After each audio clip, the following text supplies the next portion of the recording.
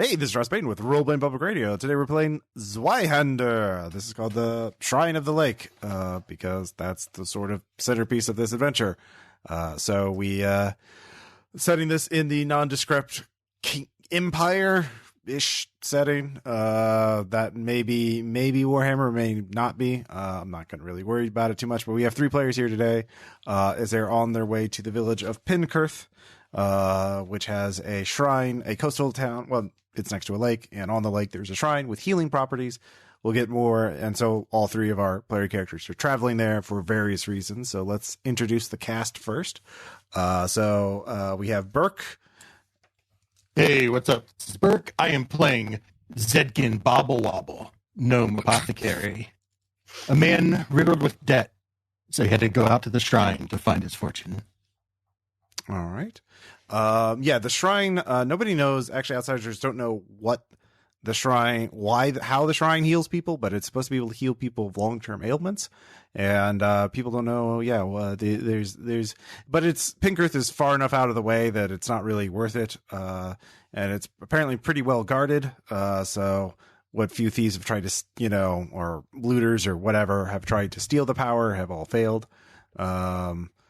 Let's see here. And then next up we have Noah, friend of the podcast. Hey. Yep. I am playing Alrik Ingetbrow, a dwarf bonepicker who is on his way to the town to sell his wares and has met up with the other members of the party. All right. And then finally we have Richard. Hello, it's me, and I'm playing a halfling by the name of Rosabella Rumbleshanks. And I'm a racketeer, and I'm just here to extract the value of other people's labor. All right, well. No, manager. Yep. I really am the managerial class. All right, so you're all traveling. You are all traveling alongside the lake. It is the Lake Aberdeen, and it is a very large lake. In the distance, it is a rough-hewn road, just dirt, but it is well traveled, so it's pretty wide. There are trees on your right side, the lake on your left, and you are heading north to the town of Penkurth. So what are you talking about? As I said, I'm explaining to Rosabella that I don't really understand this, pay rent to use my tent thing when I could just have my own tent. And I explain in turn that the benefit of using my tent is that all your bones will still be intact. I do want my bones intact. I mean, it might be hard to mix potions, when your hands have turned into claws because of how the bones have healed afterwards. Oh, no.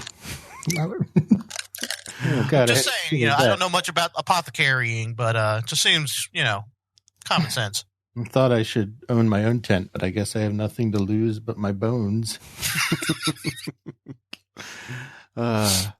So Otto turns to Alrik and says, do you have family there up in Penkurth? There's a good number of dwarven families.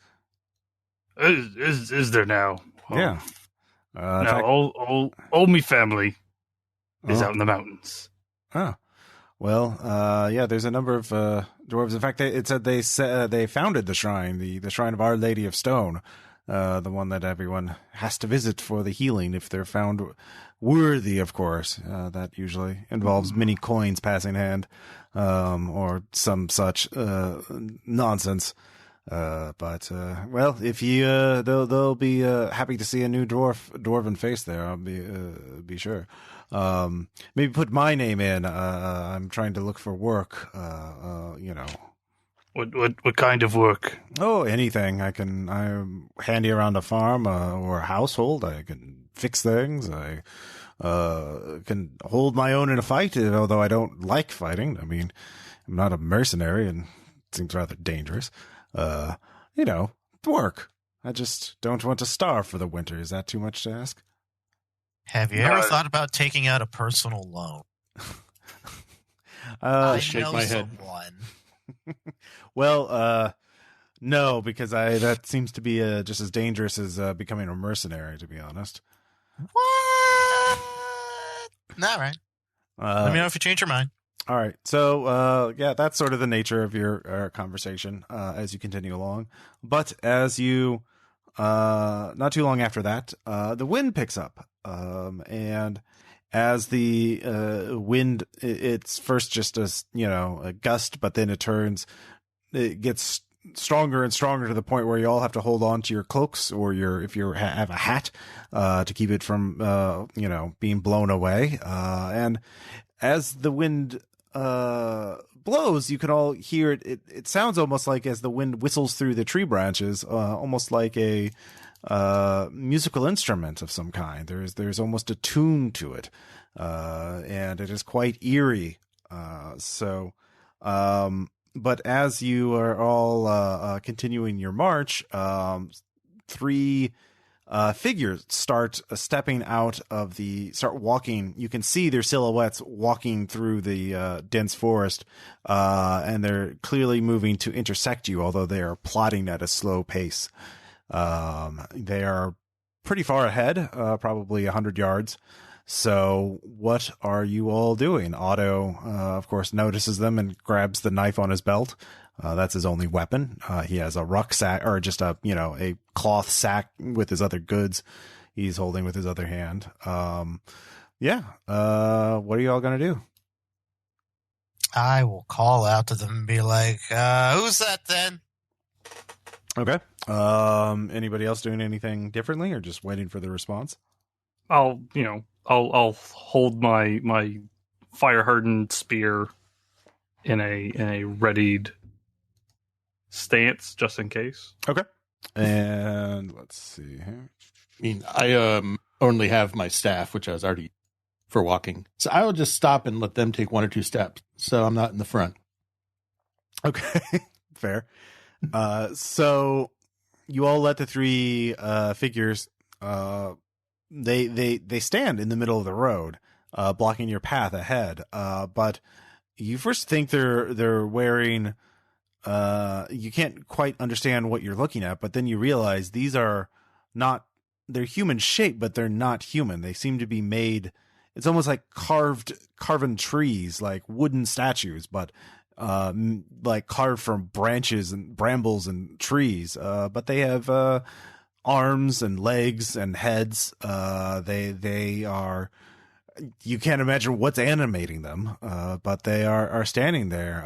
They each have open maws, and one of them opens them and there's this horrible again, that wind whistling sound, although much stronger. So all three of you give me resolve checks. You can just Is this against fear, stress, or terror? Fear. Then I automatically pass it. Okay. I fail. I am indifferent. Okay. Let's see. I also fail. All right. I can see where this game's going. All right. Well, that will be 8 peril. Okay. So if it's equal or over your peril threshold, you will be imperiled. I am imperiled. Yes. As am I. It is, these are creatures of the unnatural, although unless you have some sort of lore skill you want to use, you have no idea what the fuck they are. I've got folklore. Okay. Yeah, I can do that or education. For either one, you'll get slightly different information based on which one, so choose one and then roll. Well, if Rosabella's doing folklore, I'll do education to combine. All right. All right, well, I succeed. I can re-roll a failed folklore check, so I will re-roll it. Okay. And see if maybe I do more betterer. More betterer. And I do not. I had an option to take education, and I didn't, so. Yeah, fair. So you succeeded on education? That's right. Okay. You actually notice that there are carved runes on the chest or trunk of these things that you don't know what they are exactly, but you recognize the alphabet is of the Druidic alphabet. So these are creatures associated with a druid's grove, must be somewhere in this region operating.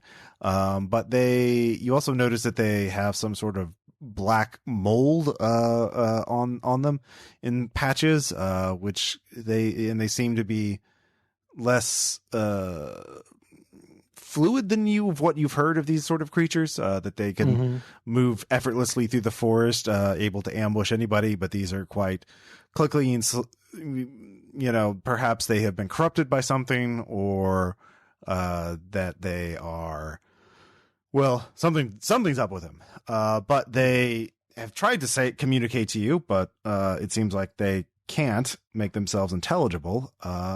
But then the center, all three of them,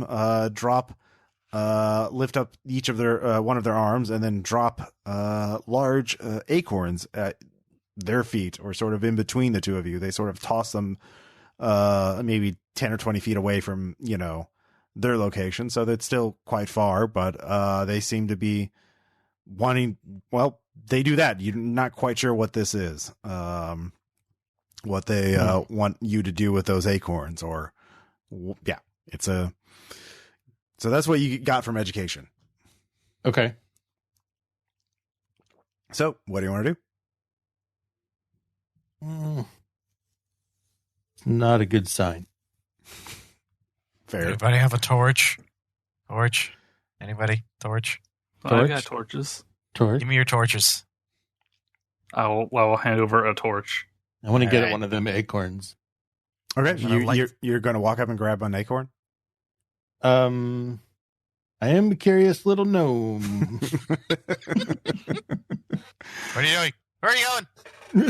Like, how close do I have to get to them to get the acorn?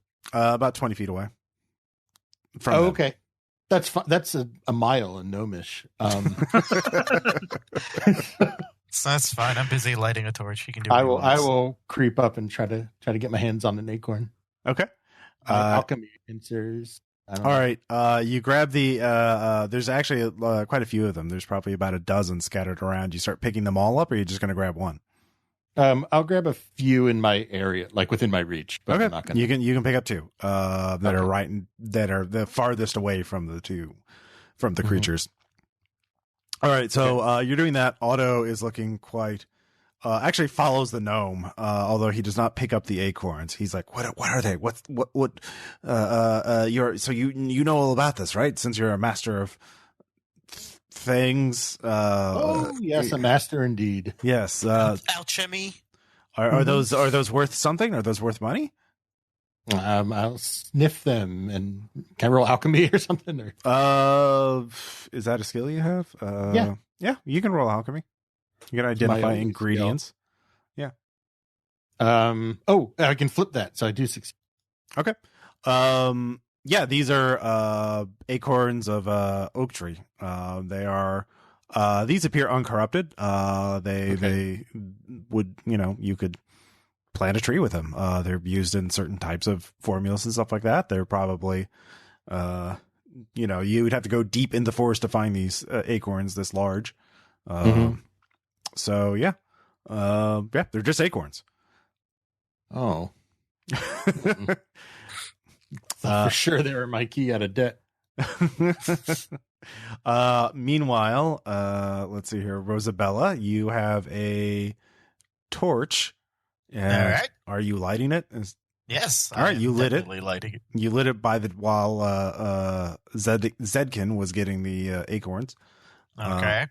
Alrik, are you're just watching next to Rosabella? Yeah, I'm just staying in like a readied stance. Okay. All right. So what are you gonna do with that torch? I'm going to approach, I guess, the gnome, since he got out in front of me, and I'm going to grab him by the arm and be like, "What the hell are you doing? Okay. Yeah. Are you picking nuts? Yes. Yeah. How many do you Yeah. have? Don't forget, I still get 90% of those. I have two, but they're just acorns, so they're I'll not take them worth both. it. I'll take them both from That's him. not 90%. Okay. The creatures are still watching you. Ask him to count again.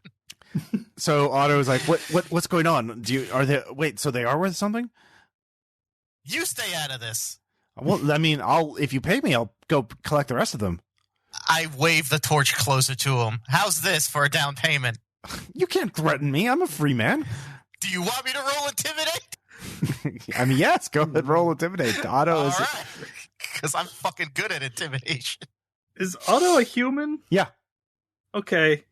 Oh, this is a 3'9", very pudgy halfling woman saying, We're a halfling, a dwarf, and a gnome. Yeah. 69. Is that a success? No, but I think I get a reroll because I'm good at. Yeah, I'm good at intimidation, so I can reroll it. Mm-hmm. I'll do that. Yeah. Nope, I did worse. All right, I guess I'm not intimidating enough. You can't pay me or go pick up yourself. Go back with the others. I'll ward him off, and then I'm going to start walking towards the tree. Daylight's monsters. drawing short. I don't want to have to be on the road at night, especially with those. Walking away. It's not worth it for some acorns. It's fine. Well, I'm just gonna walk around them. They're clearly mindless. They don't know what they're doing. So, Are they reacting to me as I approach them? How close are you getting to them? Yeah, I'm just gonna advance slowly and see what they do, and if They're watching you. I mean, okay, but they're not moving or anything. No, they're watching you. Right. They're watching all of you. Wave the torch slowly, dude. How far? You tell me how far you're gonna get before you wave. 10 feet. 10 feet. Okay. Yeah. They just watch you.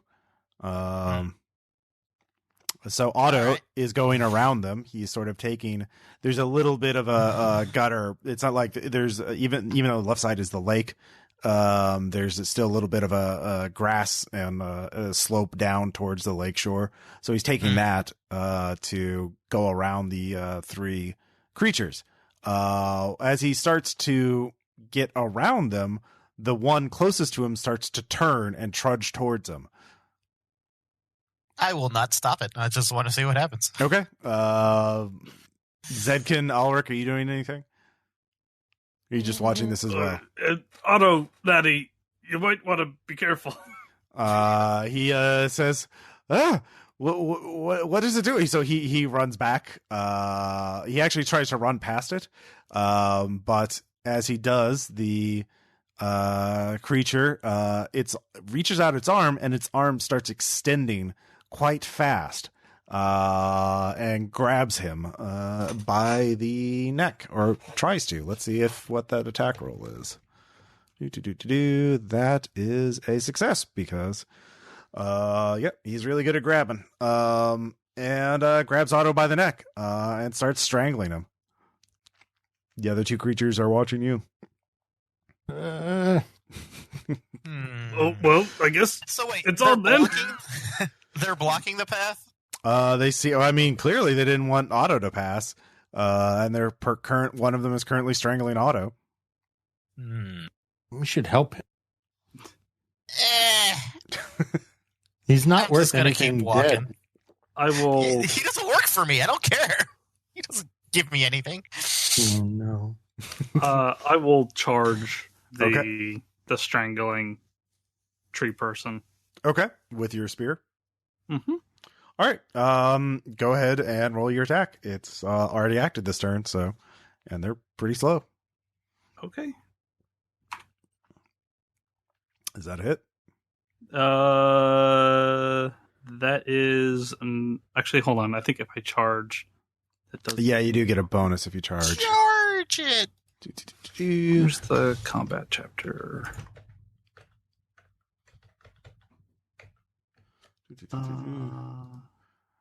We are learning. Charge. Yeah. Movement times 2. Oh, I add a fury die. Oh, it just gives you more damage. Yeah. Okay. So that is not a hit. Okay. So you charge forward. Your spear sort of glances off the trunk of the thing. And the other two, the one in the middle of the path, turns towards Alrik, and will make an attack roll. Now you piss them off. That so you misses. brought it on yourself. Let's see here. And then the third one is still waiting. Let's see. Zedkin, what are you going to do? Boss, we gotta go help him. What's in it for us if we save you? Yeah. Does he have a coin purse or anything on him? Yeah, he Dwarves dropped have his great sack. fortune. He has a big like cloth sack that he was carrying his worldly possessions in. Oh. All right, I'll save him. I'll trundle my way towards him. Are you charging, or are you just gonna walk? No, I'm trundling. I Okay. picked that word for a reason. I will get there when I get there. Okay, so you're not getting there this round. Nah, that's fine. There's a movement action called hustle. Oh, that sounds like too much effort. I'm going to maneuver. Okay, Okay. yeah. Because there is one that's near me, so. Yeah, the Rosabella maneuvers towards Yes. the strangling one. So the one that's near me can't get a jump on me. Mm-hmm. Let's see. Alrik acted. Zedkin, are you doing anything then? Yeah, well, if we're all going in, then I'll head over there. You're the Okay. one who suggested it, you little shit. Are you charging, or are you going to maneuver as well? I'm maneuvering. Okay. What are you, tank commanders? Yes. They're We're just- short. We're shorter than you. They're just circle strafing. This is true. I am unusually tall and slender for a dwarf. All right, so so new round. The strangling one. Actually, Otto is going to go first, and I'm going to give him a chance to escape. All right. And It's very generous of you. Yep, he is hacking at it with his dagger, as I said. And let's see here. He does strike it, but it does hold on because it rolled a 2. So he is unable to get there. So he is being strangled even further. He drops his knife. It's not looking good for poor Otto. Then you all can act because these creatures are very slow and they're going to act last. So let's see here. Rosabella, you can act first if you want to use that torch. Yeah, I'm just gonna. It's made of wood, so I'm gonna set it on fire.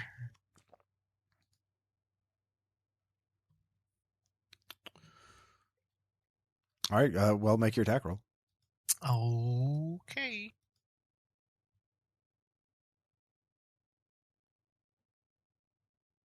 I rolled a 10. That's a success. That sure is a success. Go ahead, and those creatures are vulnerable to fire. Very good. Who would have thought Yeah. trees are vulnerable to fire? All right. So go Is that ahead. special damage, or do I need to roll? Yeah, anything? you do an additional 1d10 plus 1 damage. So it's your fury die. So I think it's I think a torch's base is 6. Plus a d6 from your fury die, and then plus 1d10 plus 1. Can I do pluses? And I forget how this roller works. The fury die, if you get a 6, it explodes. I'll look up torch to make sure, but I'm pretty sure torches do a d6. So this is like 2d6 then? Combat. Hold on. I can get the command menu just a second. Yeah, pull that up for me if you could, because I forget the specifics. Pull that up, Jamie. God damn it. Listen, if it's the first time I've ever had to use a die roller function that wasn't just a D100 roll. So. Dice bot. Torches, you immediately suffer 2d10 plus 2 damage from fire. Nice. All right, yeah, so it's 3d10 plus 1 then. Shit, boy. Well, 3d10 plus 1 plus 1d6. That's your fury die. You always get the fury die. Okay. Well, I'm going to roll the D6 separate just because. Yeah, because if you get a 6, you get to roll again because that explodes. I dropped it in the general chat. So that's how much I do. I do 15. Oof. Then on my fury die, I get a 1. So 16. 16. That's quite good. Yeah. Let's see here. That inflicts 3 wounds on it, which is quite a bit of damage. It is. Let's see here. 1, 2, 3. It is seriously wounded. So that is well, no, it actually can't take injuries because, it's made of fucking wood. It's made of wood. Yep, and it can't bleed because made of wood. Yeah. So it's on fire now. It'll take more damage. Over time, if it but it'll keep strangling him at least one more round unless somebody else frees it. That's fine. I've taken care. I've done my. Can I look around really quick? What are the other two doing now that I've lit one? One is attacking Alrik. And is probably going to keep doing that, and then the third one is probably going to start moving towards all of you. Okay. So Alrik, do you want to attack again with the spear? Because you're attacking the center one, right? There's I'm attacking the one that was choking Otto. Okay, the lakeside one. Yeah. So there's lakeside, center, and then forest side. That's how we'll distinguish them. Lakeside is the one that's taking damage. So my charge only cost me 2 AP last turn, so I've got an additional one for this turn. So I will take aim and do a melee attack. So it'll be 2 AP. Okay. So that's in. Hey, 51. All right. Hit. All right, it's not going to dodge because it is slow and doesn't have that much AP. It really likes the strangling. Okay. So go ahead. And that is a D6, I think. Mm-hmm. But because I have Grudge Bearer. Oh, no, it's 2. You did a total of 2 damage? Yes. Including your fire? What? I mean, it's more than just your D6. You get to add a base to it, right? No. If it's a melee attack, you always add your fury dice. Yeah, your fury dice plus your combat bonus plus... plus my combat bonus. That would be 7 then. Okay, that's enough then to inflict 1 more wound onto it. So now it is grievously injured. You tear off a chunk off of it. It is 1 more strike and it'll be sure to collapse. So Boy, let him go. Yeah, basically. Let's see here. So Zedkin, what are you gonna do? I want to help whichever one is still strangling. That's the lakeside one, the one that is on its last legs. Good. I'm going to waddle up and give it a big old whacker with my staff. Okay. Just a big old bonk. Yeah. That is a hell of a bonk. All right. Roll your fury die. Oh, whoops, sorry. Yeah. And add your I combat gotta copy and bonus. paste this before I lose my ability to type. 7. 7. All right. That's enough to knock it down. So you just bash it over the head and cause it to collapse as it the arm that was holding on to Otto literally snaps off, and Otto is left on the ground writhing around trying to rip the burning wood off of his throat.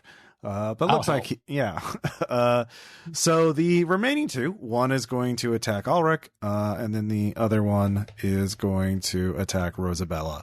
So this one is on Alrik and is going to misses again, and then this is going to be on Rosabella. And that is a critical success. So, yep, that's not great for you. All right. Well, I can still dodge it, right? Yep, you sure can. And I have stupidly good dodge. Where are my die? There. Where are my die rollers at?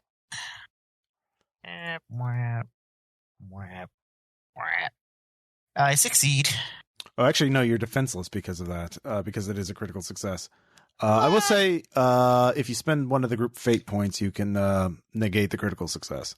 I'll spend my fate points because they're all mine because I own all the fate points. Oh no, fate points or fortune points. Fortune. Yeah. I'll spend a fortune point. I'll save everyone else's fate points for when I need them. Okay. All right. So you spend one of yours and negate the critical success, and because then it's just regular success, you do dodge out of the way. So for a split second, you think it's about to grasp onto you and snap your neck. But at the last second, you manage to twitch out of the way, I guess. Suddenly I remember that it's just a fucking tree, and I don't care because I'm a person. Yep. So new round. Let's see here. Otto's on the ground, writhing around, pretty helpless. He's obviously wounded or has an injury. But, it looks like he's alive. So, Rosabella, you have the torch. So the one that was strangling him has been taken out now? Yep. All right, then I guess I will attack the one that tried to hit me and set it on fire, because fuck that guy. Okay. Go ahead and make your attack roll. I make it. All right. With gusto. Go ahead and roll damage again. All right, so my damage last time was 3d10 plus 1. 3d10. No, not X. D10 plus 1. Let's see. And then I think, okay, if I'm reading this right, let's see if this works. 10 plus 1. This might not work. I don't know how this formatting's going to take it. Let's find out. All right. Nope, that did not work because I accidentally put a thing in there that I didn't mean to put in there. Hey, it did work. 16 again. Okay. So again, it's caught on fire. It's pretty badly injured, but it's still up there. It'll need a couple more whacks to take it down. Back off your fucking tree. Yeah. Alrik, what do you want to do? I guess I will. I'll help Otto up. You, dwarf. Hit the thing. Hit it. Okay. Hit it with your spear. I will reach out and stab it with my spear then. Okay. That's right. 25. That's a hit. All right, go ahead and roll your damage. Good. He follows orders well. God, he better do double-digit damage. It's going to show up in his performance evaluation. And then, what is my...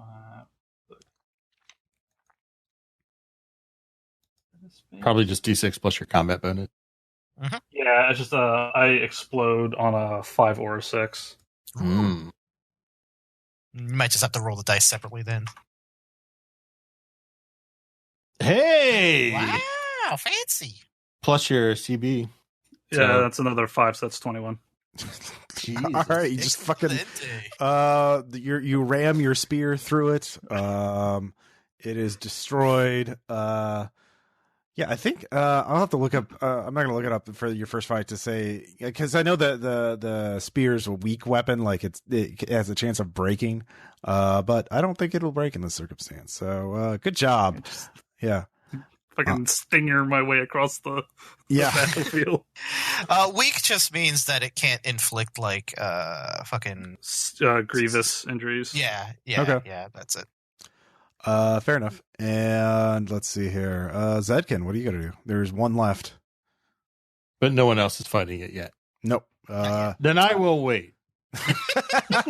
All right. What are you doing? Why are you standing there?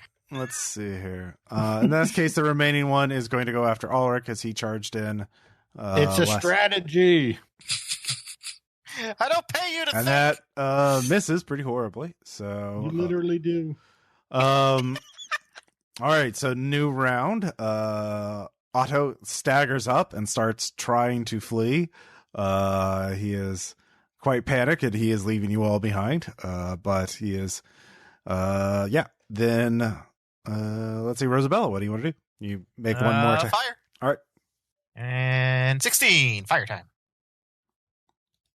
Let's God see. damn. Yeah, your torch goes out after this blow. So as you just been striking them so strong. Yeah.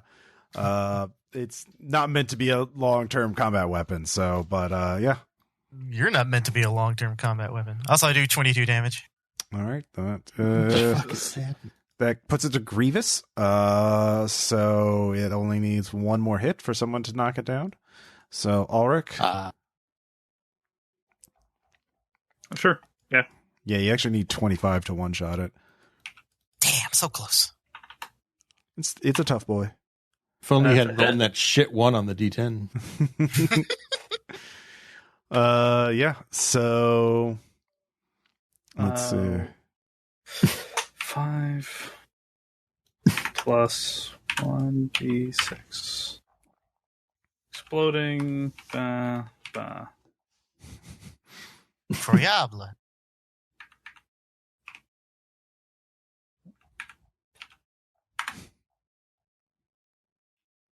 Eight. All right, that's enough. You've destroyed 3 well, for the purposes of this scenario, they're called branchlings. So you've destroyed them, although you don't know what they're called yet. And Otto is hurriedly trying to get to the town of Penkurth as fast as possible. Hey, where are you going? He is. I'm waddling after him. I want my fucking reward. Well, I'm going to collect samples from the branchlings, some of the ash from the burned ones, and that just takes you a moment or two. Actually, I will also gather stuff because I will just sell it to people. All right, yeah. Both of you can give me what do you call that skill?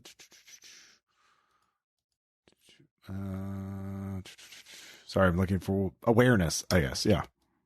Awareness? Okay. Yeah. Nope. Fail by 1. 57 out of 56. All right. Well, you find the branchling remains, but you don't find anything else because obviously they're right there. So I got a 98. So you're got fine. some sticks. Yep. You got consumed by greed. Get around back there. Fuck, get up here. All right. So the two of you, after gathering up, burnt and you of course, as an apothecary, also grab some of the molded parts of the creature, the clean parts of the creature that were left unburned. So you got all three varieties to work with. Mm-hmm. The three of you, you two hurry up. And Rosabella, are you just trying to catch up with Otto? I mean, I cast Zedkin, kind of an odd look when he gets a handful of black mold, holds it to his nose, and takes a deep, deep inhale. But I'm mostly concerned with catching up to Otto. Okay.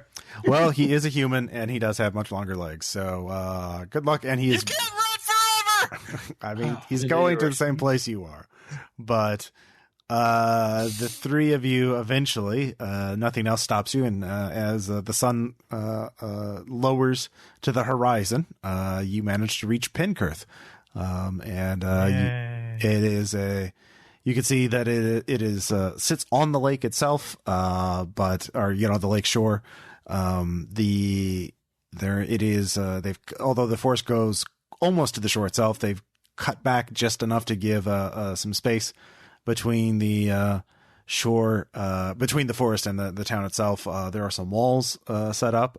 There's some old stone walls, and you can notice. Actually, give me more awareness checks. Awareness. Yep, for all three of you, since you arrived pretty close. Nope. All right. Yep, it's fine. Nope. Critical success. No, wait, no, that's just barely. I was looking at the wrong one. That's a fail. Critical fail then. I'm still looking for Otto. I really don't give a fuck about the town. I'm gonna grab the first person I see. Hey, you see a human? Yeah, he points at himself in the reflection of the him. You son of a bitch! You think you're fucking funny? I'm rolling intimidate. I'm a villager. I don't understand what's funny. I failed again. Hold on, I can re-roll. I'm gonna make a fucking. God damn it! I rolled again. I'm too tired from running. Face is all red. Probably look like a fucking cherry. Oh yeah, no, you are all quite exhausted. You all had to push yourselves to get here. Before Fine, I'm just gonna grab him by the pant leg and shake him. The fucking human just came into town. There are two town guardsmen. They are, wearing some sort of heavy leather armor and helmets. They nod at. They see the three of you and says, "Come on in. We were about to close the gate, but a human did come here and said he was some others were with him, but you got separated in an attack. He's at the town hall."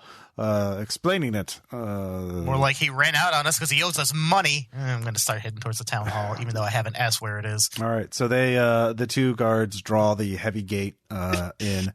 You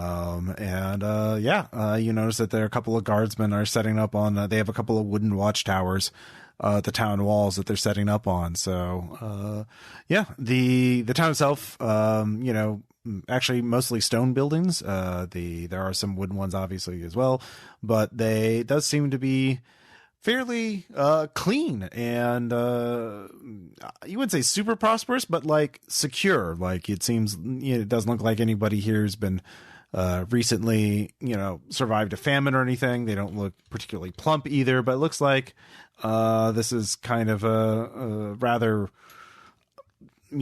nothing terrible's happened to this place recently, as far as you can tell. There's no stink of war or famine or plague or any of the scars of that. But yeah, you do see people heading towards a large building. Looks labeled, and you can easily see it's the town hall. There's also an inn. There are some people there. There are some horses stabled there. So indicating there's some travelers here. You can see a couple in the distance. You can see a few boats pulling up from the docks. So it looks like some fishermen are coming in as well. So where do y'all want to head to? The town hall or the inn or someplace else? Town hall. All right. So as you do, there's a crowd building, but you do notice a good number of dwarves and as well as humans. There are a couple others of the other peoples. You do see at least a couple of halflings, a few gnomes, one ogre in the far back, quite old, actually, maybe the oldest ogre you've ever seen. She is simply looks rather bored, has her arms crossed, and is wearing simple leather armor. Looks like she spent a lot of time outdoors, very weathered, but yeah, an older, you might say. Heyo. There is a man there. He addressing the town. You can see Otto. He is standing next to the little podium where the man is speaking. I'm stomping my way right towards him. All right. Several large men stop you. Is like, hold on, let the mayor speak. Then outsiders will be given a chance to speak after. I'm rapidly pressing X to skip this cutscene. He owes me money.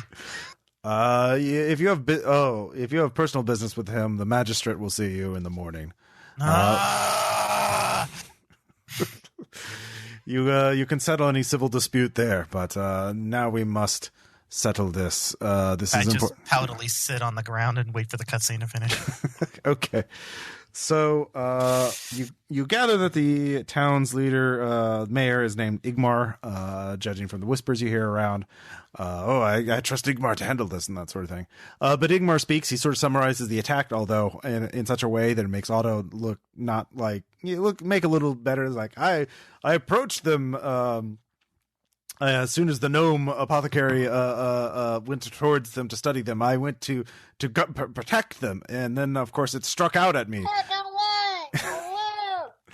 And he describes the attack. But it was the flame of the torch, as I shouted to my companions, "Light the torch!" And they did, and you were like 5 minutes behind him. How did he tell all of this already? Oh no, he was running at top speed the whole way, and he is a human. He does have very long, freakish legs. Yeah, and you weren't like panic running the entire time, so he did get the angry running. Yeah.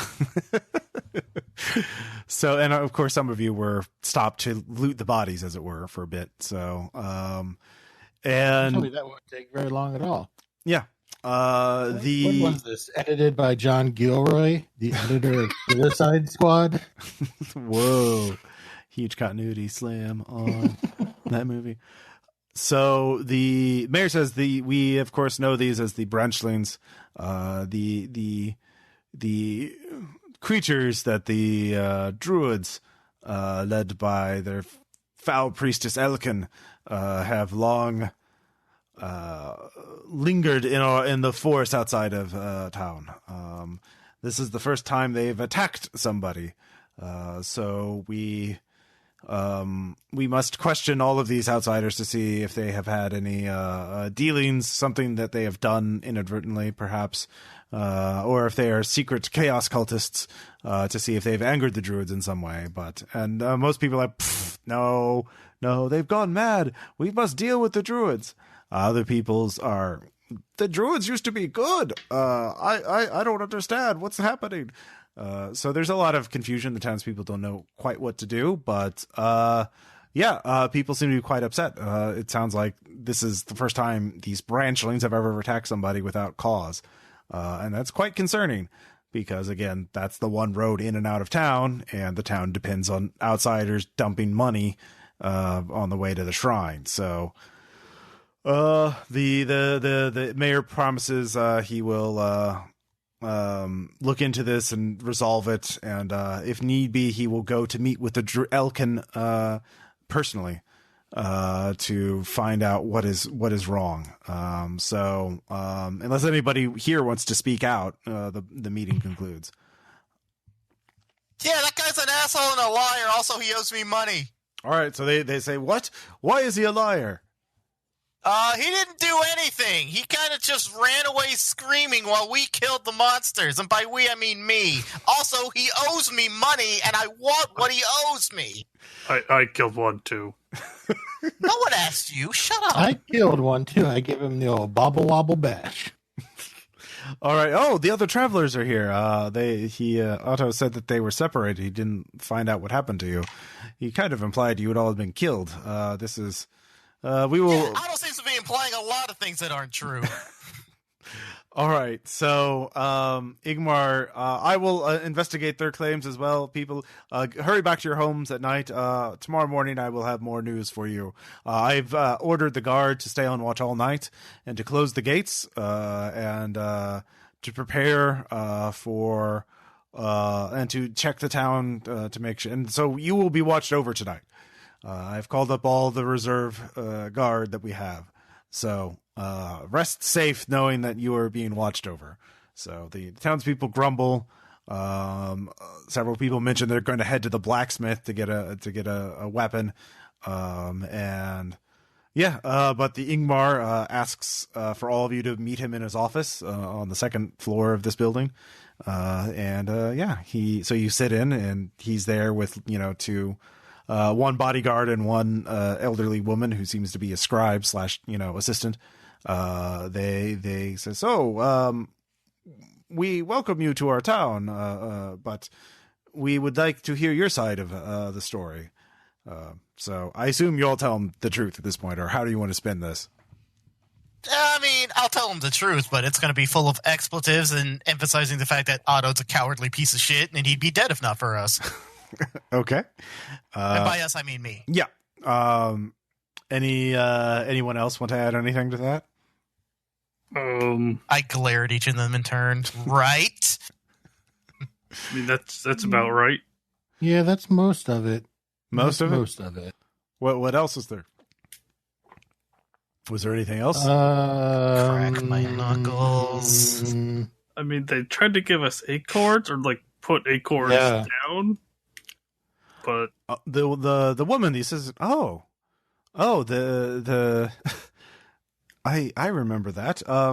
Many years ago, I think it was 10 summers ago, 20 summers ago, it was banned finally. But before then, children would go out in the woods freely, and the branchlings were quite peaceful. And there was a game, the game of Whispering Winds, they would say. When you heard the wind whisper to you, you would find a branchling, and the branchling would give you acorns or seeds that you would hide them. And if you hid them well, you would find a gift under your pillow or in the field the next time you played. It was something quite. It was a game for children. There was more to it. I don't remember too well. There was a library where we kept our town history, but that, after the last scholar died, no one kept it up, and it sort of fell into ruin, and it's outside our town walls. So that was a while ago. But yes, it was a game for children. It was. I don't understand why they would try and play it with adults, though. There was some cause to it. I don't remember. Anyways, that's quite odd. Well, thank you. So Igmar tells you, well, thank you for revealing that. Otto mentioned nothing of these acorns. Certainly, an odd disclosure. If you would, we do not want any squabble between you and Otto right now, Rosabella. If you would accept in payment a 3-night stay at the inn for all three of you, would that settle your dispute? Is Otto's bag nearby? He's not in this office. He is somewhere. Damn Yeah. I'll smile very sweetly and say that'll be just fine. All right. I do not want to hear any more of you antagonizing Otto here. Of course not. You won't hear anything. As the lights Why'd you dim say it around. like that? What? I So mean, weird. no, you won't. You won't hear anything. Yes, and we will discuss this amongst ourselves. But if you here, I assume you're here to visit the shrine or have some business here. But if you're looking for work, if you could take care of those branchlings, certainly, perhaps we could find other work for you. I will probably see. I will send word for you if we need of your services again in the morning. But until then, enjoy a safe night. With our walls to protect you. Yeah, scratch my nose. Yeah, all right. Come on, guys. All right. So, the three of you are let go, and you have the aide goes over to the inn to introduce you to the innkeeper, and the innkeeper says, "Oh, yeah, we actually have plenty of space. We don't have many people traveling this late in the year to the shrine." Do you have normal rooms, or do you only have 2 tall rooms? Oh no, we have some dwarven-sized rooms if those would be good enough. Any port in a storm, I guess. Yeah, they're built by dwarves. This inn was designed by a dwarven architect. It was quite. This doesn't mean the beds are made out of rocks, does it? Oh no! These were the settled by a clan of dwarves that grew tired of living in the mountains. They were quite rebels, actually. So dwarves with sense. Never heard of that one before. All right, now you can take down the 3 of us. We'll have a room. Yeah, He's right there. Oh, it's fine. He doesn't have emotions like you and me. So yeah, the innkeeper, whose name is, let's see her, Thadehit Noble Brewer. Yep. Anyways, so yeah, you can. Let's see. What do you guys want to do? By the way, that man who was here earlier, Otto, where is he at? Out of curiosity. What I mean, I asked the innkeeper. Well, he's staying here at this inn. He has a human-sized room, of course. But Oh, really? What room is he in? I want to check in. I want to check in on him because he had a quite. I make it a rule not to reveal information of my room numbers of my guests. That's a very sensible policy. Yep. Now, if there's trouble between you two, you'll be sleeping in the stables. Don't worry, there won't be any trouble. Crack. That's a suspicious cracking of knuckles. Oh, sorry. Yes, arthritis. It just kind of happens. Oh, so you're You should visiting. probably go see the shrine about that. Shut up! All right, I'm going to my room. All right. So, yeah. No, actually, each of you can have a separate room. They have plenty of space right now. So No. Holy I have to cow. keep an eye on these two. We have one room. Okay. Yeah, you can drag in beds and set it up. I didn't say anything about beds. Just the one room and the one bed is fine. No, we get bed. Fine. This one time you can have a bed. All right, so there's people, there's still some people getting dinner at the end. There, a lot of quiet, huddled conversations. You don't see Otto down in the common room, but you look out, you can see other houses across the street in the town are lit up. Looks like people are anxious tonight. They're not wanting to let their guard down. So what do you want to do? I guess we can go take some food and get in the local gossip. Okay. There is actually a specific skill for this, isn't there? There is. It's called rumor. Yeah. Everyone give me a rumor check if you want to just gather rumors. If you want to try and strike up a specific person in conversation to get something, let me know. I want to get some alchemical experiments going for it. Oh, yeah. Actually, for you, give me an awareness To check. turn our room into a meth lab again. I'm just gonna like put one of the acorns and a little bit of the black mold in a jar and just kind of see if it does anything to the acorn overnight. Okay. All right. Call me Fleetwood Mac because I've got rumors. Shut up. Okay. So the. All right. So actually, Zedkin, did you make an awareness check? Or rumors. No, for Zedkin specifically because he has alchemist. Oh. Okay. Well, can I use my 2 for that awareness then? Yeah. Okay. Yeah, we can do that. And Zedkin has recognized the chemical odor of someone who was working in an alchemist lab recently. And you can't narrow it down to a particular person, but you can tell somebody here has been, making potions, something. Making potions. Is there a lab in town? Or is it odd that they were... Yeah, there's no lab in town. There's no lab in town. In fact, the town, what little you know of this town is that it is not friendly to alchemists, because they are very protective of their shrine, and they don't like alchemists trying to, exploit that shrine, which is why they come in here. So, yeah, somebody has been practicing alchemy in secret. Seems like is your guess. So, but you're not sure who. There's about there's 8 people in here in the room aside from you. One of them is the innkeeper, and then there are 7 other guests. I will frame this to Rosabella as we have secret competition somewhere in the room. Competition? Crack. Where? I really should don't see know a doctor who. about that. Shut up. Well, that's why we're here. Anyway, somebody here is an alchemist. Okay. But we're alchemists. They're probably here. You're the alky guy. I'm just here to make sure you pay what you owe. Speaking of, when are we going to start seeing some cash flow in here, huh? Well, as soon as we get to the spring and we make the healing potions. Well, then what are we waiting for? Let's go. Well, there's somebody else who maybe has the same idea here. Fine. Point him out and I'll break his legs. I don't know who it is. I can just... Then why are you telling me? Find out who it is first.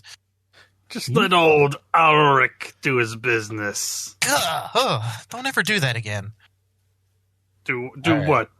What you're doing there with your mouth and the making noise, that's got to stop. That's got to stop right now. I would, but you told me to stop sniffing strangers in public. Let's just go find the guy, you two. I'll be here. Can I... Oh, there's dinner? Yeah. I came down here to get food. You're the one who's all like, oh, I want to find alchemy stuff. Yeah, there's stew being business. offered. You can each have a bowl of stew, hearty stew. Well, I'm going to take yeah. my stew and eat it while walking around and look for anybody who has marks on their hands or if the scent gets stronger. Okay.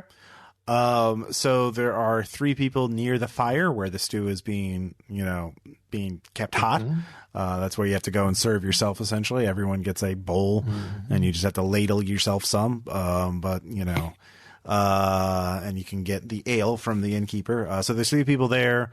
Then there's two pairs of people talking. So that's all 7 people. So. You can give me this would actually be a scrutinized check really to figure out. Oh, I'm much worse at that. That's okay. Yeah. Okay. Well, you can make a scrutinized check.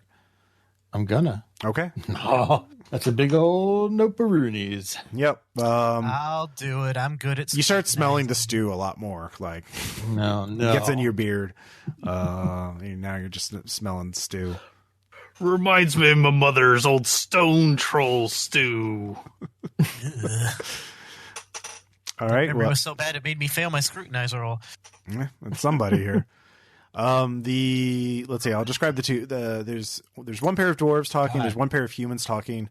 The dwarves look, pretty well dressed. Not like rich, but like burgers or merchants or something like that. The humans are. Hey, I'm a burger. Yeah, the humans are a lot rougher looking, like laborers, maybe not like bottom, but like not super rich. The three, You can say it, Ross. Working class. yeah, I working get it. class. There we go. Yeah, the three people by the fire, they're all human. One is wearing studded leather armor. Has a sword. Clearly obviously a warrior. Looks at. Then there is a rather well dressed man who looks very fairly wealthy, elite traveling clothes. And then there is sort of a plainer man in a hooded cloak who is taking notes while the rich man talks. So those are the people, and everybody failed their scrutinize check, so you can't get any hints about where the scent is coming from. Okay. It's just you only got it once as you stepped in the room, so like it must have been whoever the alchemist was worked today, but like the scent is already wearing off. Like, so yeah. What did my rumor roll get me? Your rumor, yeah. Sorry, I forgot to do that. That was just a normal success, right? Yes. The normal rumor is the you heard from the pair of humans that they're kind of everyone in the town. Nobody knows what the town should do next, and everybody's sort of talking about what they should do. Some people think that they should find out what the druids want and try to appease them. Other people think we have enough guards, we have enough, people now in the town that we could just march on the grove because we know where it is and just burn it and drive them out. But other people think that could backfire. They could curse us. Well, aren't we already cursed? We just mentioned the branchlings are corrupted. What does that mean? So people are genuinely torn about what they should do. And the keepers of the shrine of Our Lady of Stone have not sent any guidance. They have not provided any information, so they're useless. They're sort of typical shrine keepers. So yeah, that's the rumor you got. That people like, what the fuck should we do? There have been bad omens recently. That people have gotten that some farm animals have been killed. Chickens, and people thought maybe a wolf got them, but no. There have been ominous sightings at night. People don't want to go into the forest at night anymore, which is apparently different than what it used to be. And those are the kind of rumors you're getting. So it seems to be escalating, whatever this tension is between the druids and the town.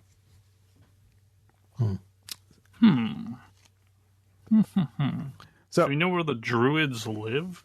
The townspeople do, apparently, or at least somebody does. They said they could march on their grove tonight if they had to. So it's within walking distance, obviously in the forest somewhere, but you don't know exactly where. So you'd have to ask somebody directly to find out where the grove is. Okay. Yeah, I'm just gonna be gregarious and chat up people and try and get some information about where the grove is gonna be at, along with any other goings-ons in the town. Okay. Let's see. You can make a charm check actually to see how charming you are. That'd probably work better to get them to warm up. Not charming enough. All right. Well, you're an outsider. People are polite to you, but like, you can kind of sense that people are like, "What if you're cursed? What if it's not our fault, and you're just? What if you're secretly evil, and that's why the branchlings attacked you?"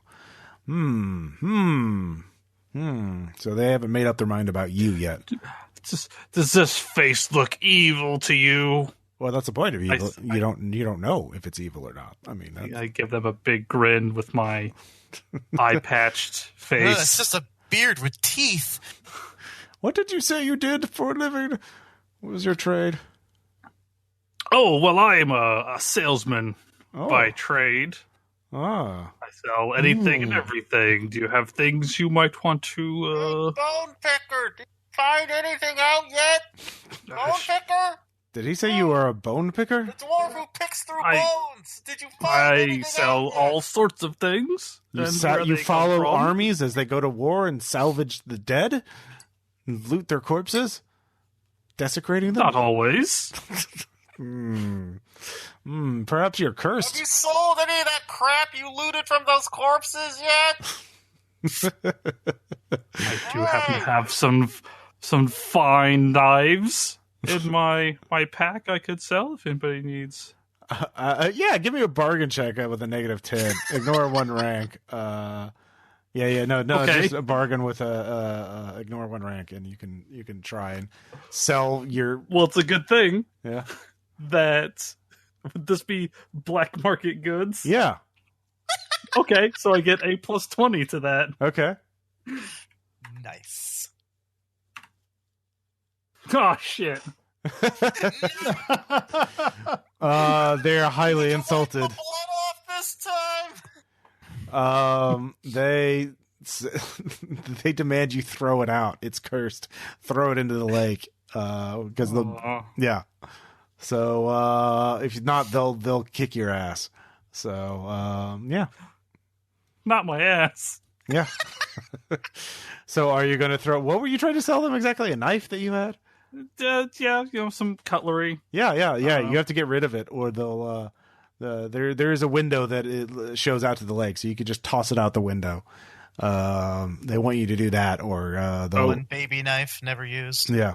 Yeah. Oh no. Yeah, I guess I'll do that. All right. Yep. So that doesn't go well. Nobody wants to talk to you after that for some reason. Meanwhile, Rosabella and Zedkin, what are you two going to be doing?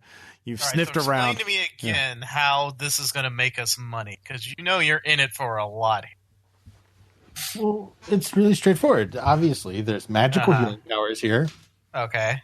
And if we can harvest them and take them back to cities so people don't have to travel out to the dangerous spring, they'll pay a fortune for that.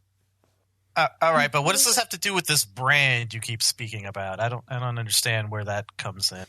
Oh, gloop is just gnomish for help. Uh-huh.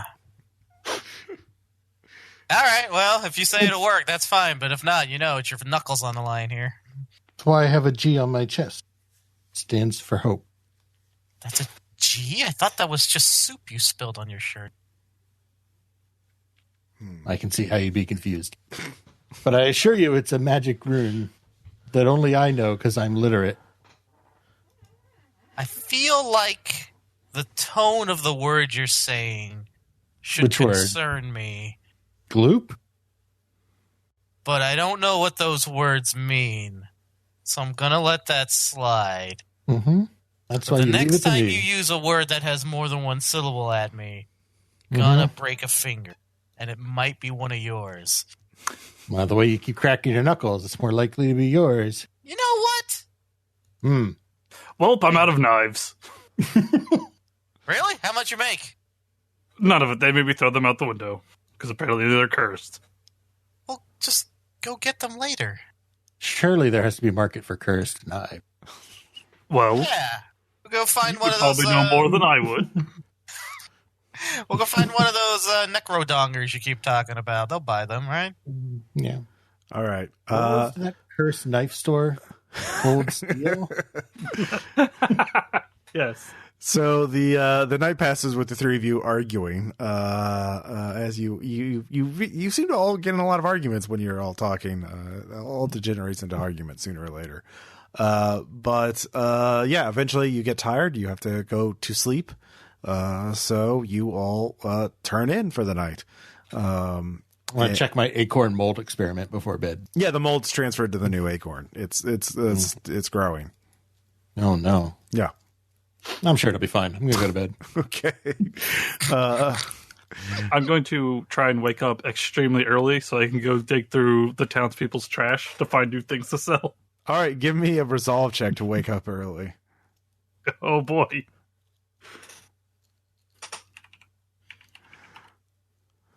Where's my resolve? It's under willpower. Is it? Okay, yeah. I didn't put a space in there. Didn't even give me a... Nope. I sleep in. You do sleep in. It's all that stew.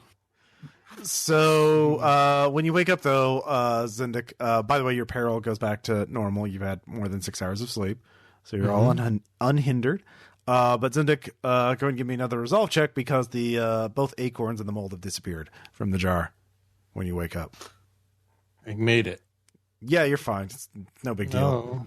I'm sure. A thief. Yeah, A thief. yeah. Clearly, it was a thief. It didn't.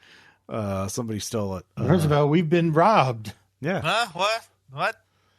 Somebody stole our acorns and mold. I don't care. And I go back to sleep. All right. So. Check my other belongings. Mm-hmm. Yeah, they're all there. No.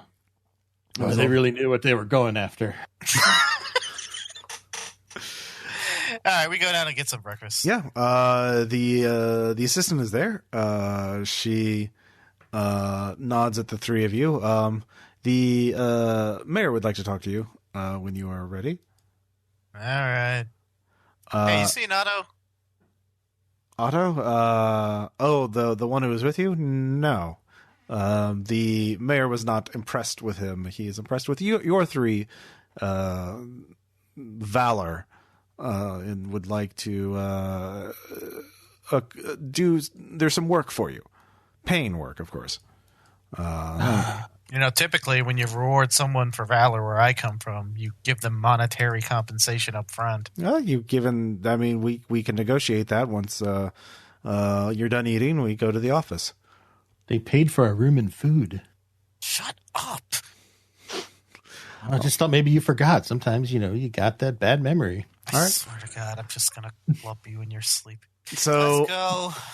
You have your leftover stew for breakfast, and warmed up stew, delicious stew. Always better the next day. Yep. So you go over back to the town hall, back to the office. Ingmar says, we have discussed it. We would like to know more. We would like you to go to the old library and fetch what other books may be there. So our scholar, our scribe here can read them and find out whatever. This town here has been here for quite some time, but of course we have been at peace with the druids for as long as anyone can remember. But there are certain aspects of our history we have forgotten, and perhaps we can get them there to find out why the druids are so difficult now. For every book we will give you, history book you give to us, we will pay you 5 silver coins. Does that sound fair? 5 silver sounds great. All right. I elbow him hard. Oh, right. I will make a bargain roll. Okay.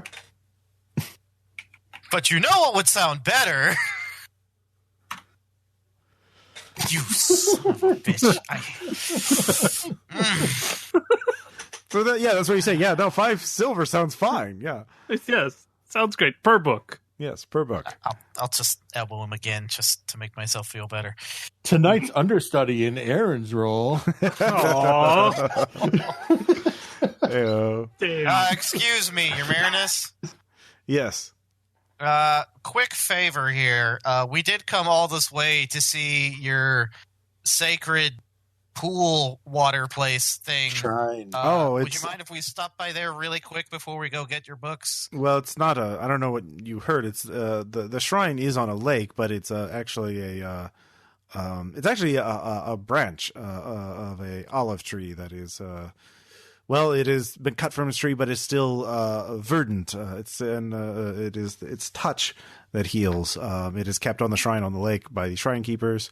But taking the boat out there and back, that's an all-day journey.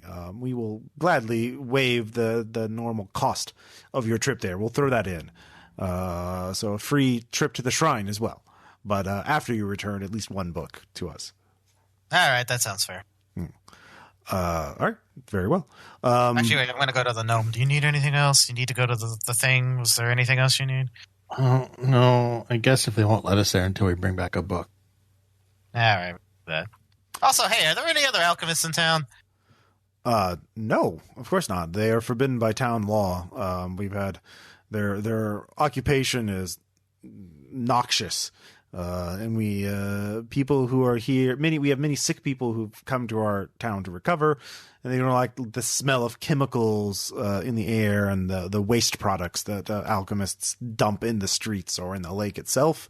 And there have been a few incidents where some alchemists have tried to steal the branch or its leaves for their own experiments, and of course we've had to execute them for these crimes. Yeah. See, that's what we heard, but we just heard some rumors last night that there might have been an alchemist around. My friend here thought he might have spotted one, so just putting that out there for you. If you see anybody, is there a reward if we were to bring one too? Yes, of course. There would be a reward if you were to find a criminal breaking our laws. We would pay quite handsomely for that. Perhaps the alchemist is causing. If there is an alchemist, perhaps they are causing the problem. But no doubt. Yeah. Yes, we would gladly appreciate that. I'll keep an eye out just for you, Mary. All right, that's all I needed. Okay.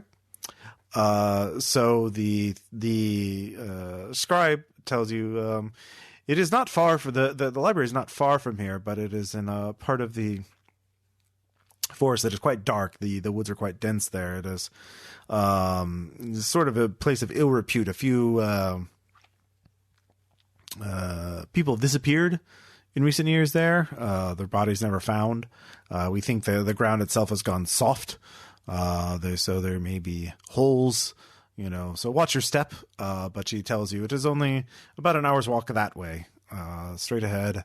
There were some buildings there. You'll see an outline, some stone ruins there. You can't miss it.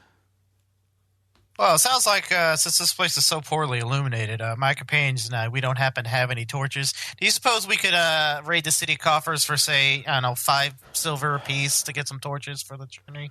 I suppose I could give you an advance on your pay. So this count, she gives you 5 silver coins. Count this as your first book. Gladly. Sucker, torches are only 3 bronze. All right, let's go get some torches. All right. There is a run on supplies in the town, but torches are basic enough that they're still base price. It's not like, swords or weapons. Those are actually rising in price. Supply and demand is a thing. How many torches do you want to get? I'll get 3. Okay. Does everybody get a torch, or are you carrying all 3? No, that's why I'm getting 3. I'm not going to carry them all. All right, fair enough. Great. Now I have 5 torches. Well, I mean, that was Rosabella's torch that was lost in the battle. Yeah. So I need a replacement, and we need spares, and I assumed we have some. The most important part of this is that I'm keeping the extra money because the torches are only 3 brass pennies. Fair enough. The 3 of you, I assume, head out. Or are you heading out for the library, or are you going to do anything before you head out there? Is there anything you guys want to do? Not actually. Let's do a little bit of rumor mongering before we leave, just to see if we can track down this other supposed alchemist that the gnome thinks he may have noticed. Okay. But if we don't find any leads, then we're just going to sure. Library. This is how you get an anime.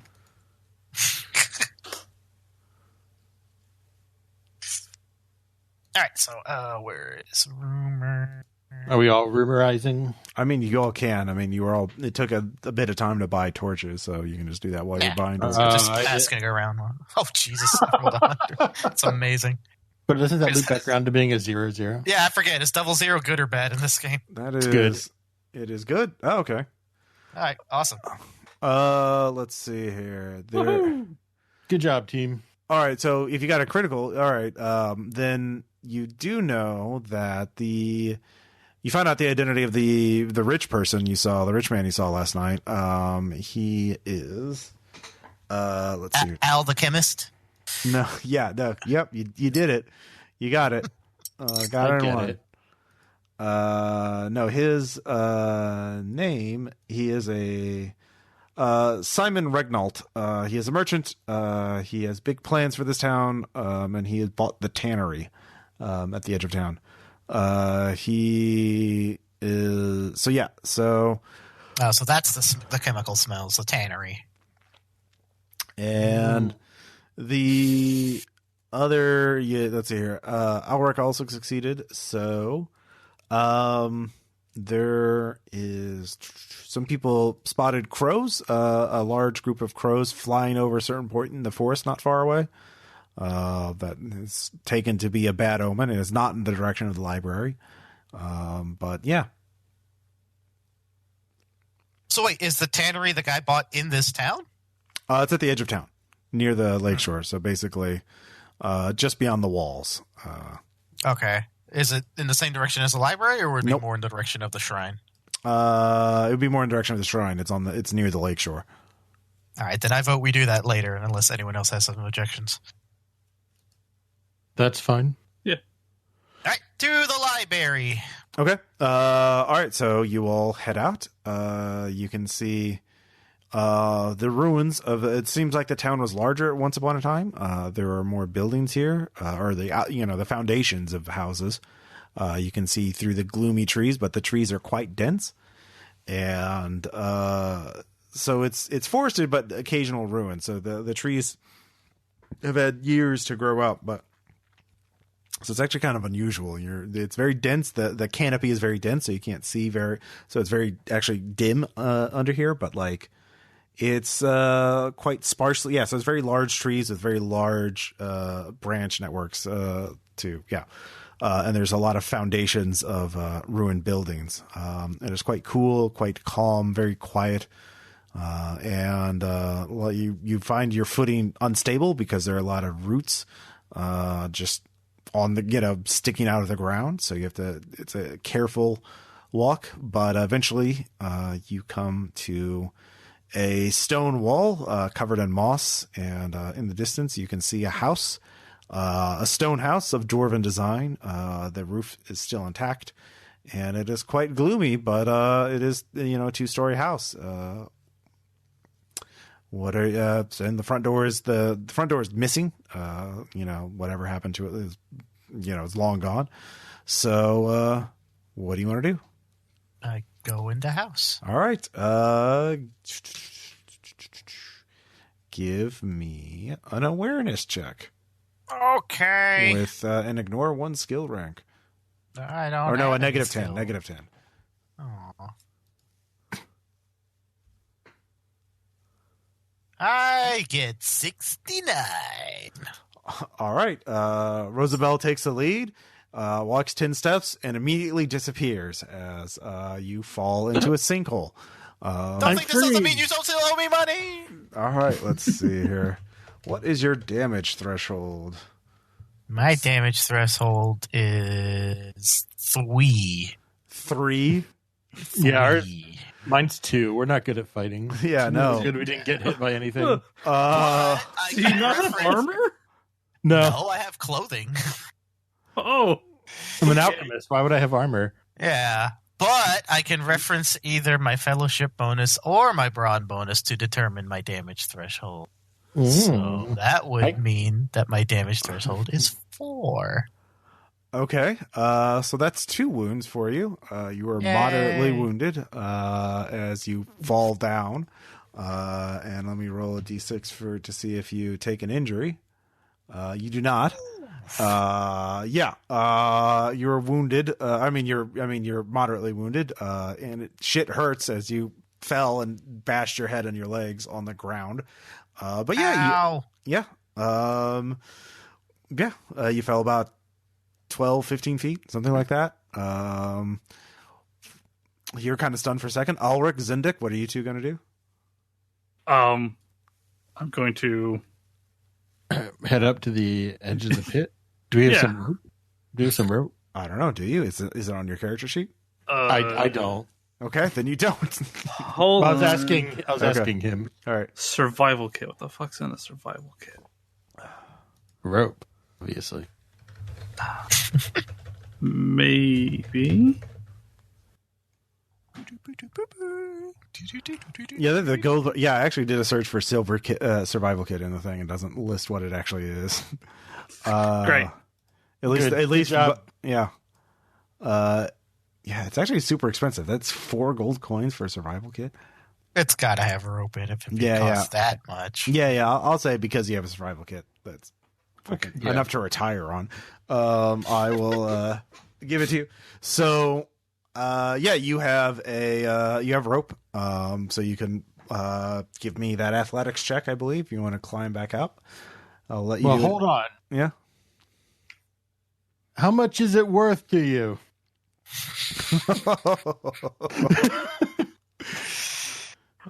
I wink at Zed with my un-eye patched eye. No, you should have winked at him with your eye patched eye. Well, I can do that too. It's a fake eye patch. By the way, as you look around, you realize there's a tunnel ahead in this pit that's leading towards the house. Fuck it, I go down the tunnel. All right, so he disappears into. Or she disappears. Rosabella disappears in the tunnel. So. Ain't taking that shit. You kidding me? All right, Rosabella, give me an awareness check. And you better pray to God I don't get back up to you. Pray to whatever God you believe in to show you mercy, because I will not. You still need me to read your contracts. Actually, I have a writing kit, so I think my character is educated. Thank you. Also, I make that check. Okay. So you do see strange runes. You haven't recognized these before on the sides of the walls, sort of scratched in there. They're carved into the dirt. But you also do see like a tripwire on the ground. And as your eyes grow accustomed to the dark, you can see pretty well in the dark, can't you? I can't remember if I don't think halflings have any special night vision or anything. Okay. No. So. Okay, yeah, so it's pitch black. So basically you can see the tripwire at the edge of the light you can get from the pit. Well, but fine. I got my torch. I light up my torch. So you light up your torch. And you see the tripwire. Do I see what it looks like it trips?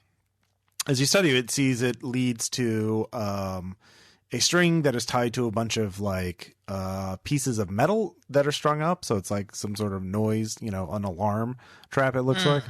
Okay. That's when you hear a hissing of it. Who goes there? Somewhere in the dark. Fuck! I forgot they have ratmen in this too, don't they? Let's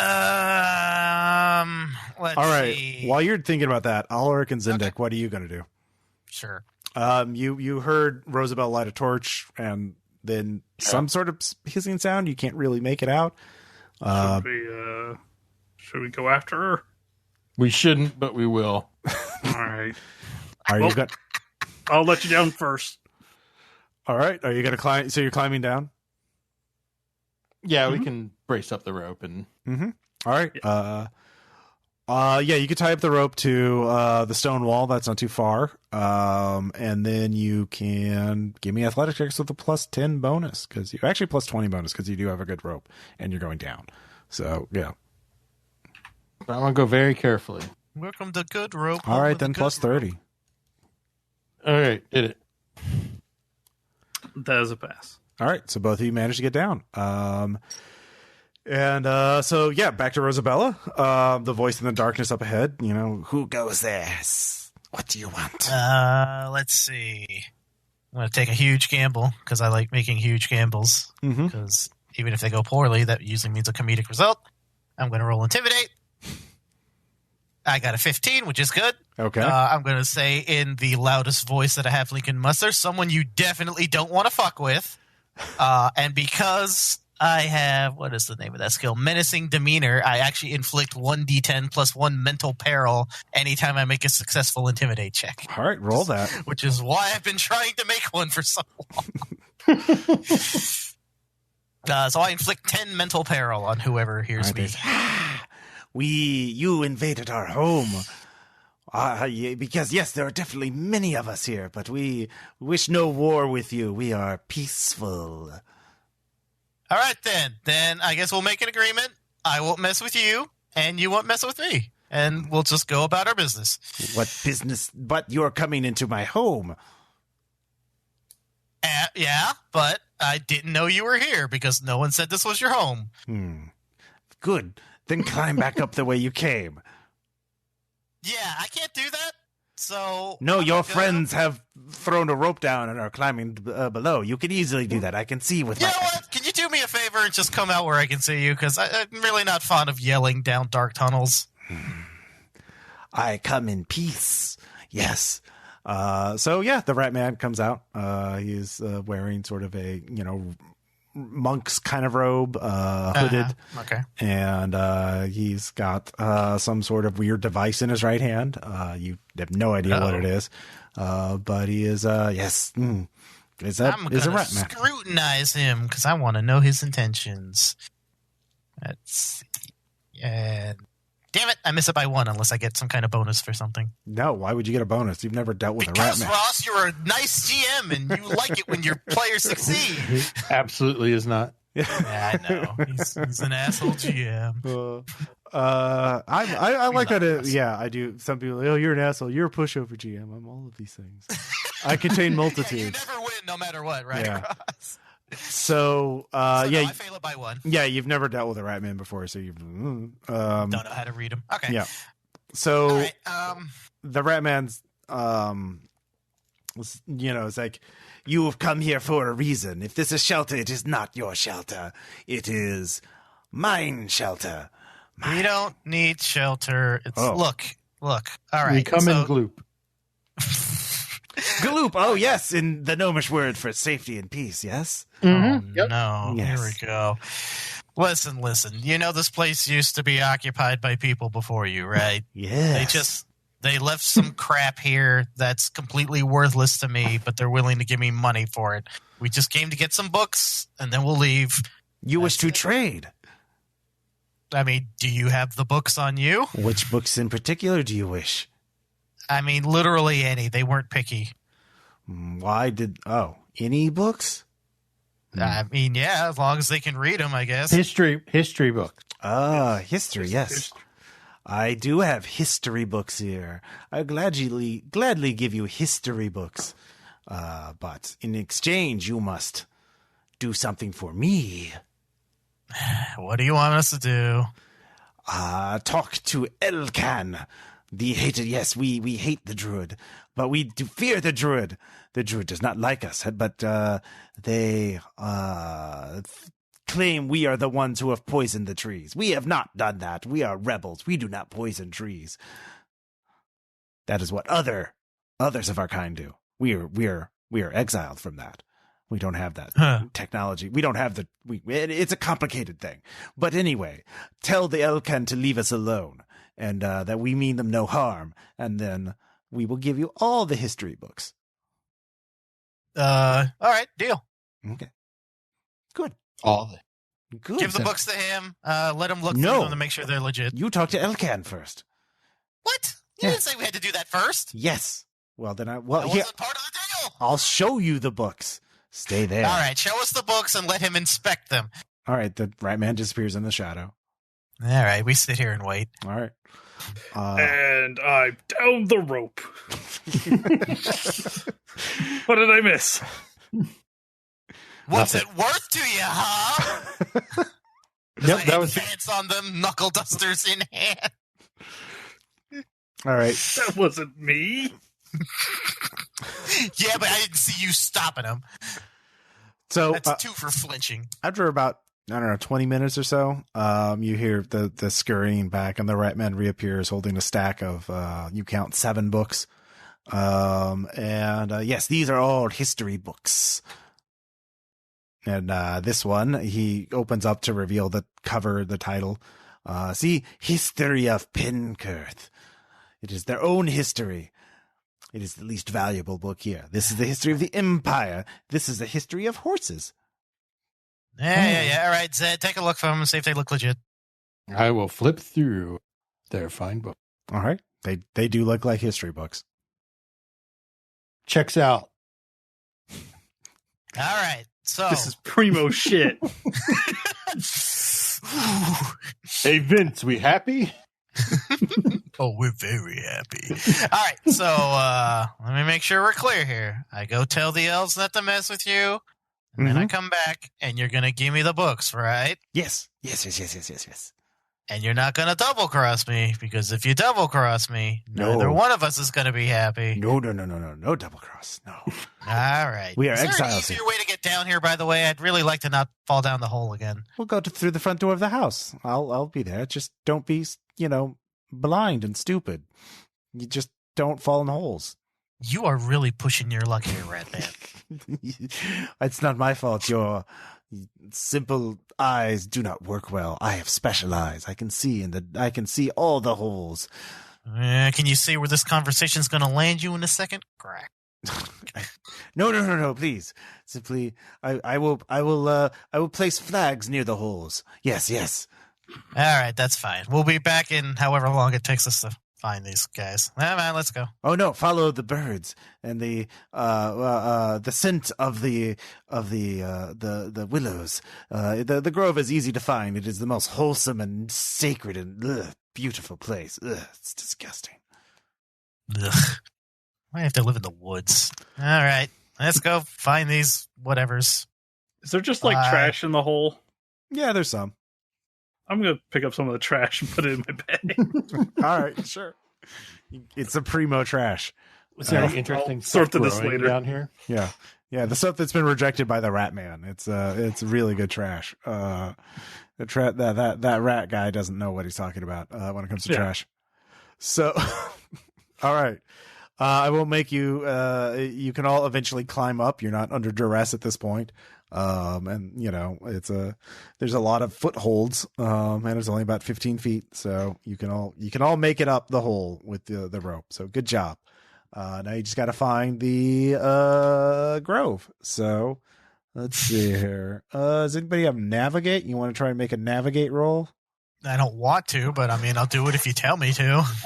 Well, navigate's one of the special ones where if you don't have ranks, you take a minus, right? Or you have to flip to fail. I think so. Yeah, I think it's flip to fail if you don't have at least one rank in it. Yeah. Fuck it.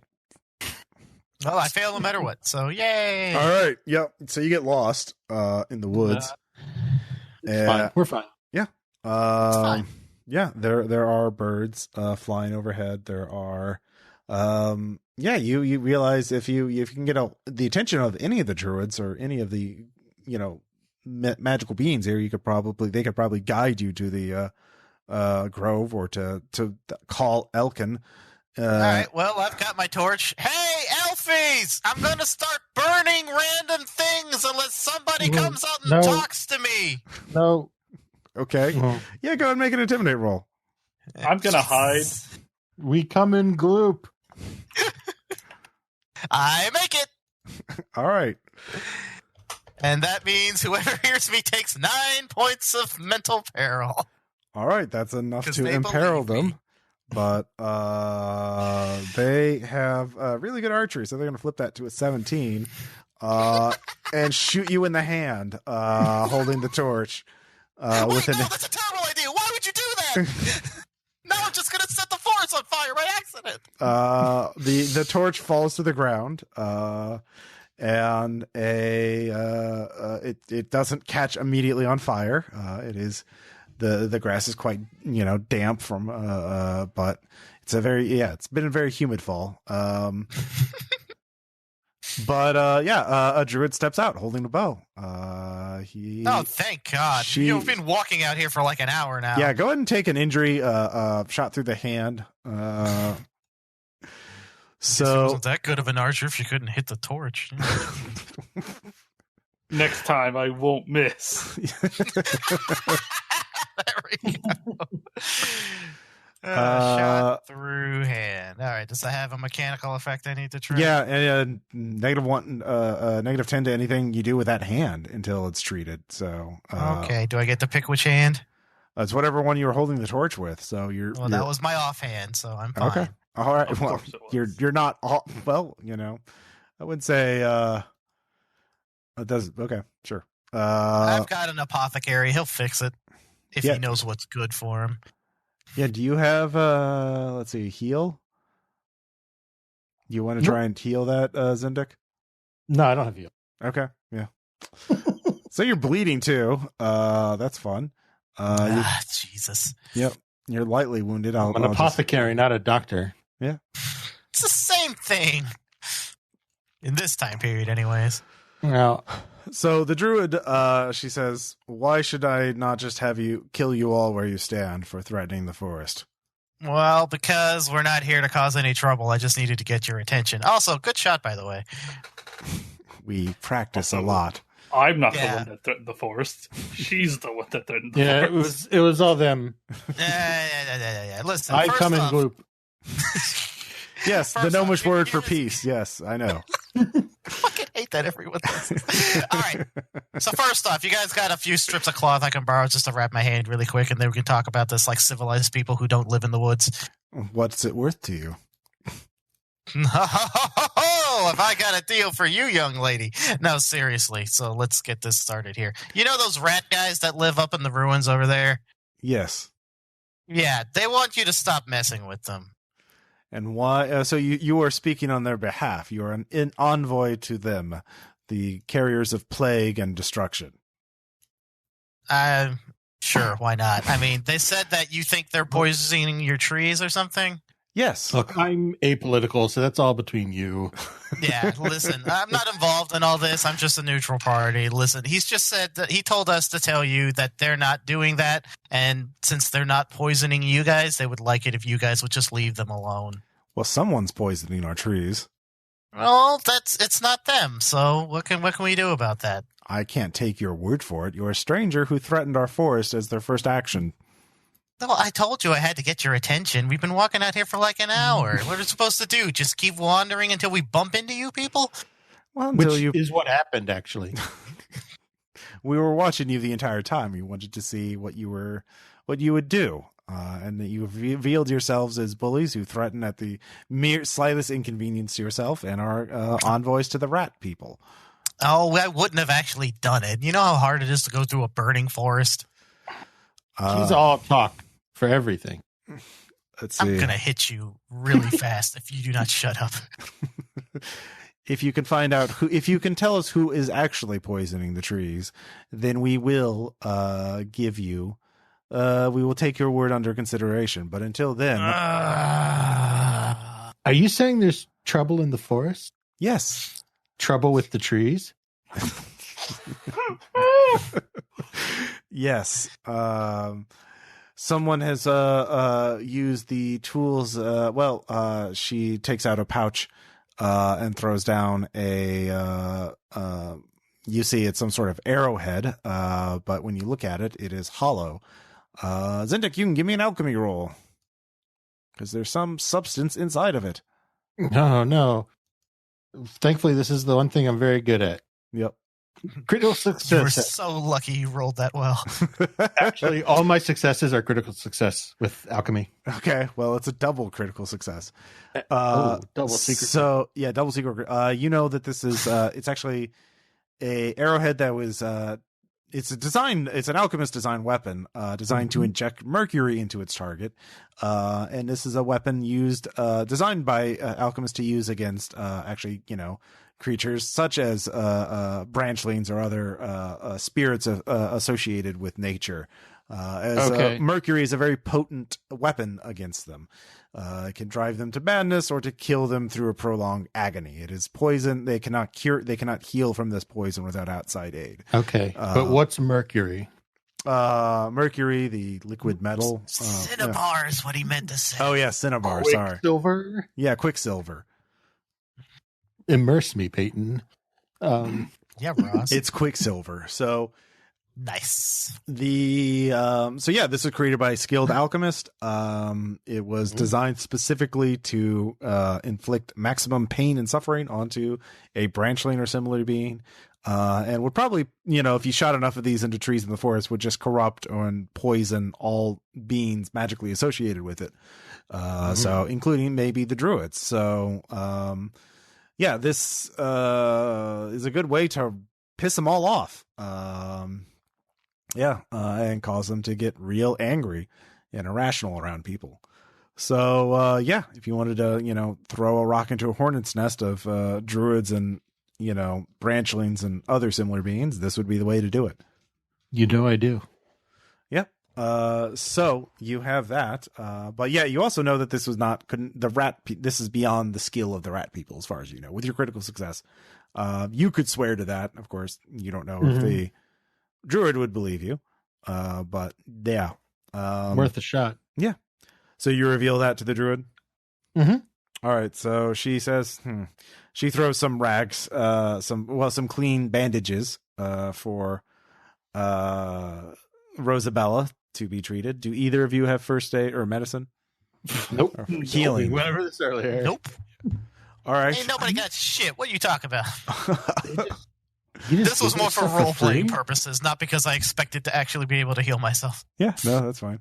Said I was bleeding. I just want my hand to be wrapped. Yeah, you can wrap it. I'll say you can just end the bleeding, so you won't take any more damage. Yay. I'm happy with that. Yeah. Go ahead and give me a con roll, though. Let's see here. What is it? You mean Brawn. Yeah, brawn. Because you got to pull that arrow out. Oh, it's still in my hand? Yeah. Oh, we should have said so. I would have pulled that out anyway. All right. Well, I mean, this is you pulling it out. Critical success. Pain don't hurt. Yeah, it's very impressive. You're like, Yeah, just pop it out in front of everybody, snap the head off. Whoop. Yep. All right. Do you want this back? Too late. I broke it. she looks kind of impressed, actually. Almost. All right, so let me get this straight. You're upset that someone's poisoning the forest. The rat people are upset that you think they're poisoning the forest. The people in town are upset because your little wooden guys are going around spooping people.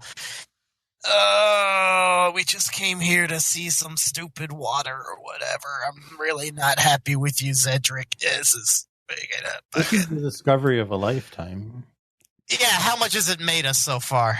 5 silver and change? Us? Yeah, because what you make, I make, remember? No, I don't remember that. Yeah, we'll revise that lesson later. You gotta keep that arrowhead. Yes, I am. No. The one that The alchemy one? Rose was shot with. Oh, actually the wood, that arrow is entirely made of wood.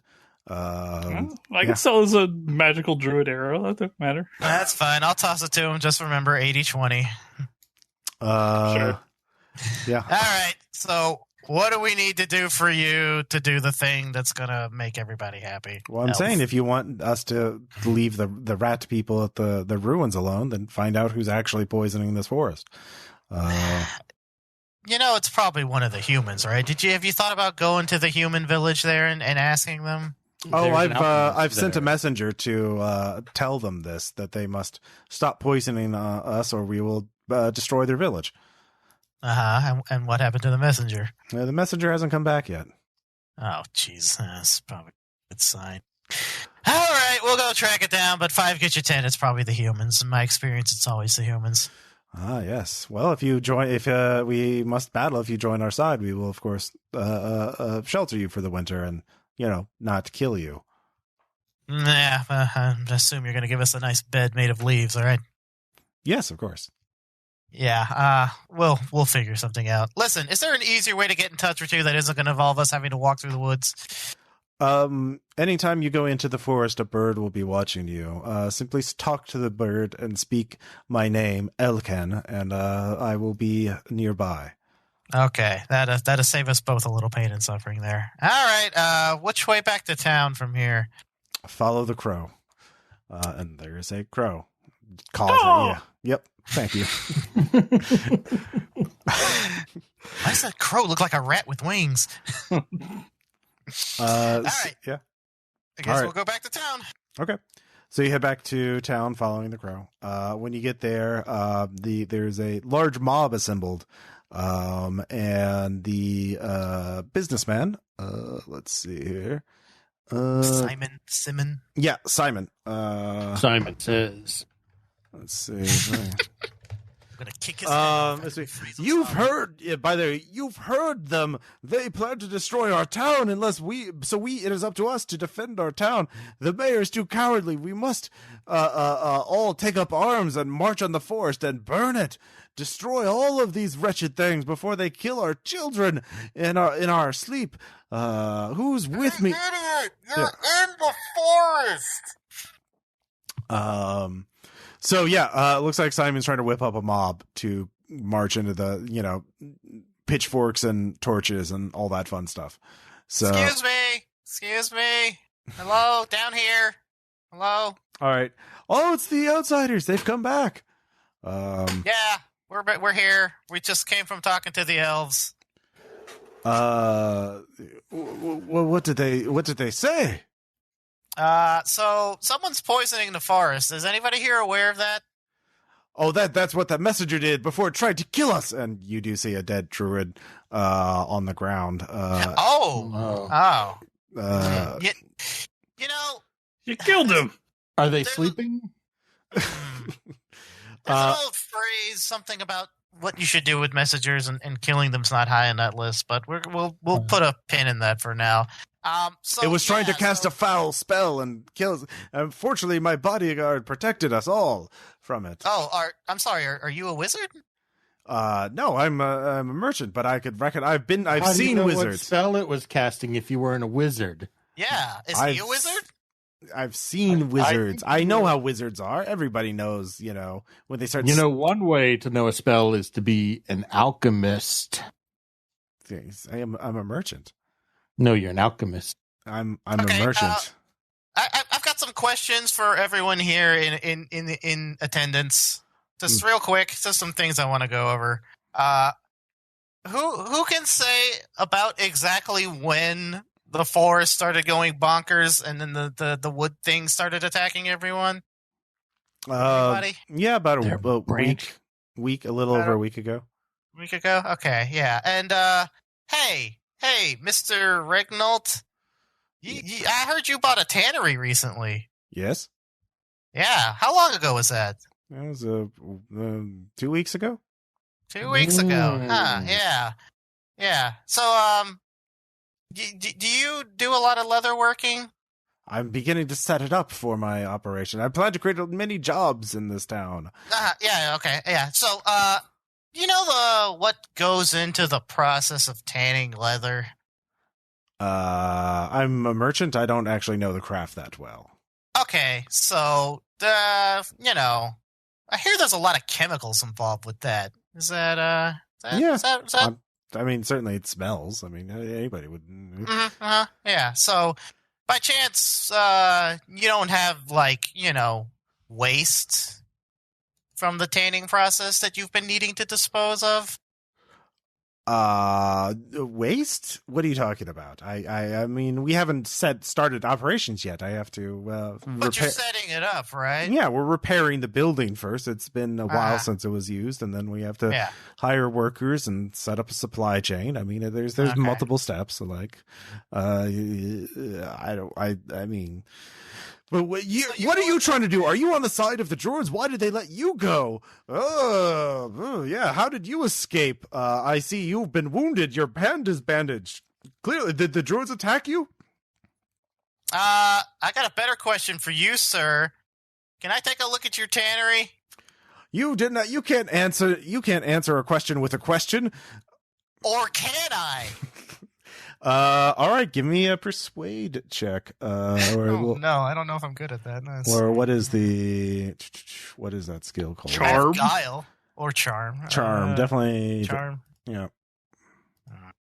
Guile might work.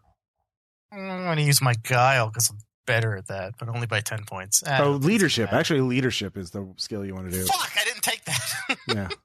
Because this is you're trying to motivate a crowd to get on your side. So basically, well, let's just roll and see what happens, and we'll decide what it is. And that's not a good roll. Okay, let's see what he does. Oh yeah, he succeeds. Oh Jesus Christ, Ross! Yep. Make this easy for me. Yeah. So he he succeeded and you failed. So it was pretty. Right. Yeah. Yeah. So the crowd is wanting you to reveal how you got injured. But they don't seem very interested in the tannery. They don't understand that connection at this point. All right. I made the classic liberal mistake, which is I tried to explain things with logic.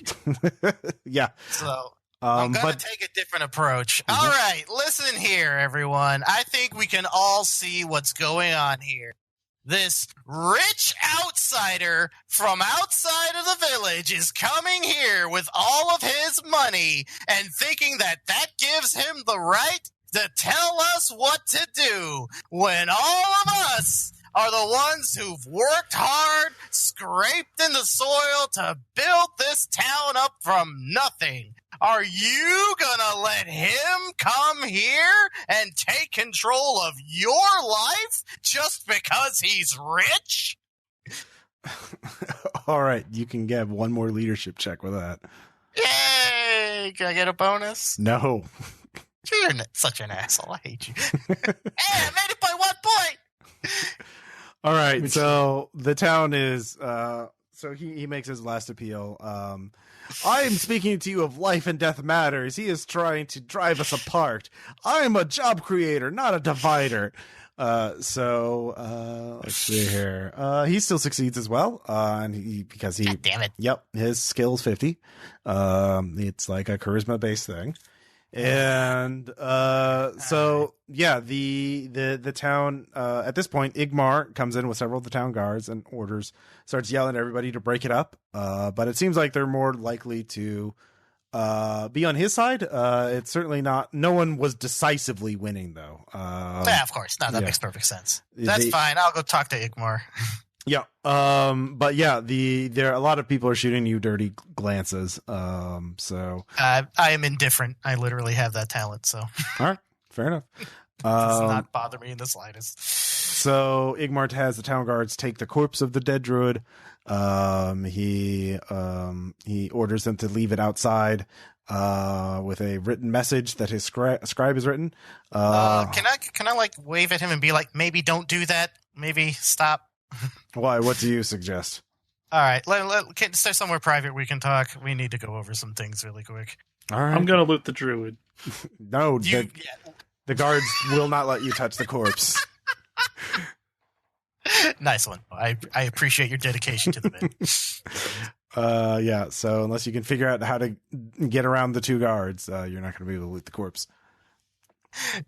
Tell you what, Noah, I'll see if I can get us custody of the body. And then would this be considered a rural environment?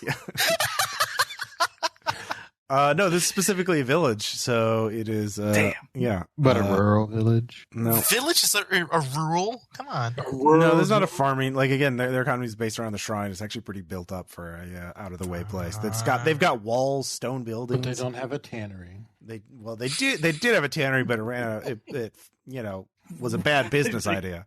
So I was gonna say they ran out of things to tan. Yeah. So Igmar takes you back to his office. He says, "All right, what? You don't have any history books, but things have." Well, things got complicated. I say as I hold up my hand. By the way, do you have a good barber surgeon in town? Yes, the ogre.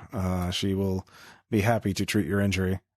Okay, we'll go see her after this. All right, so we went to try to get your books, and we ran into some difficulties. And long story short, we started talking to the druids, and that's how this happened, by the way.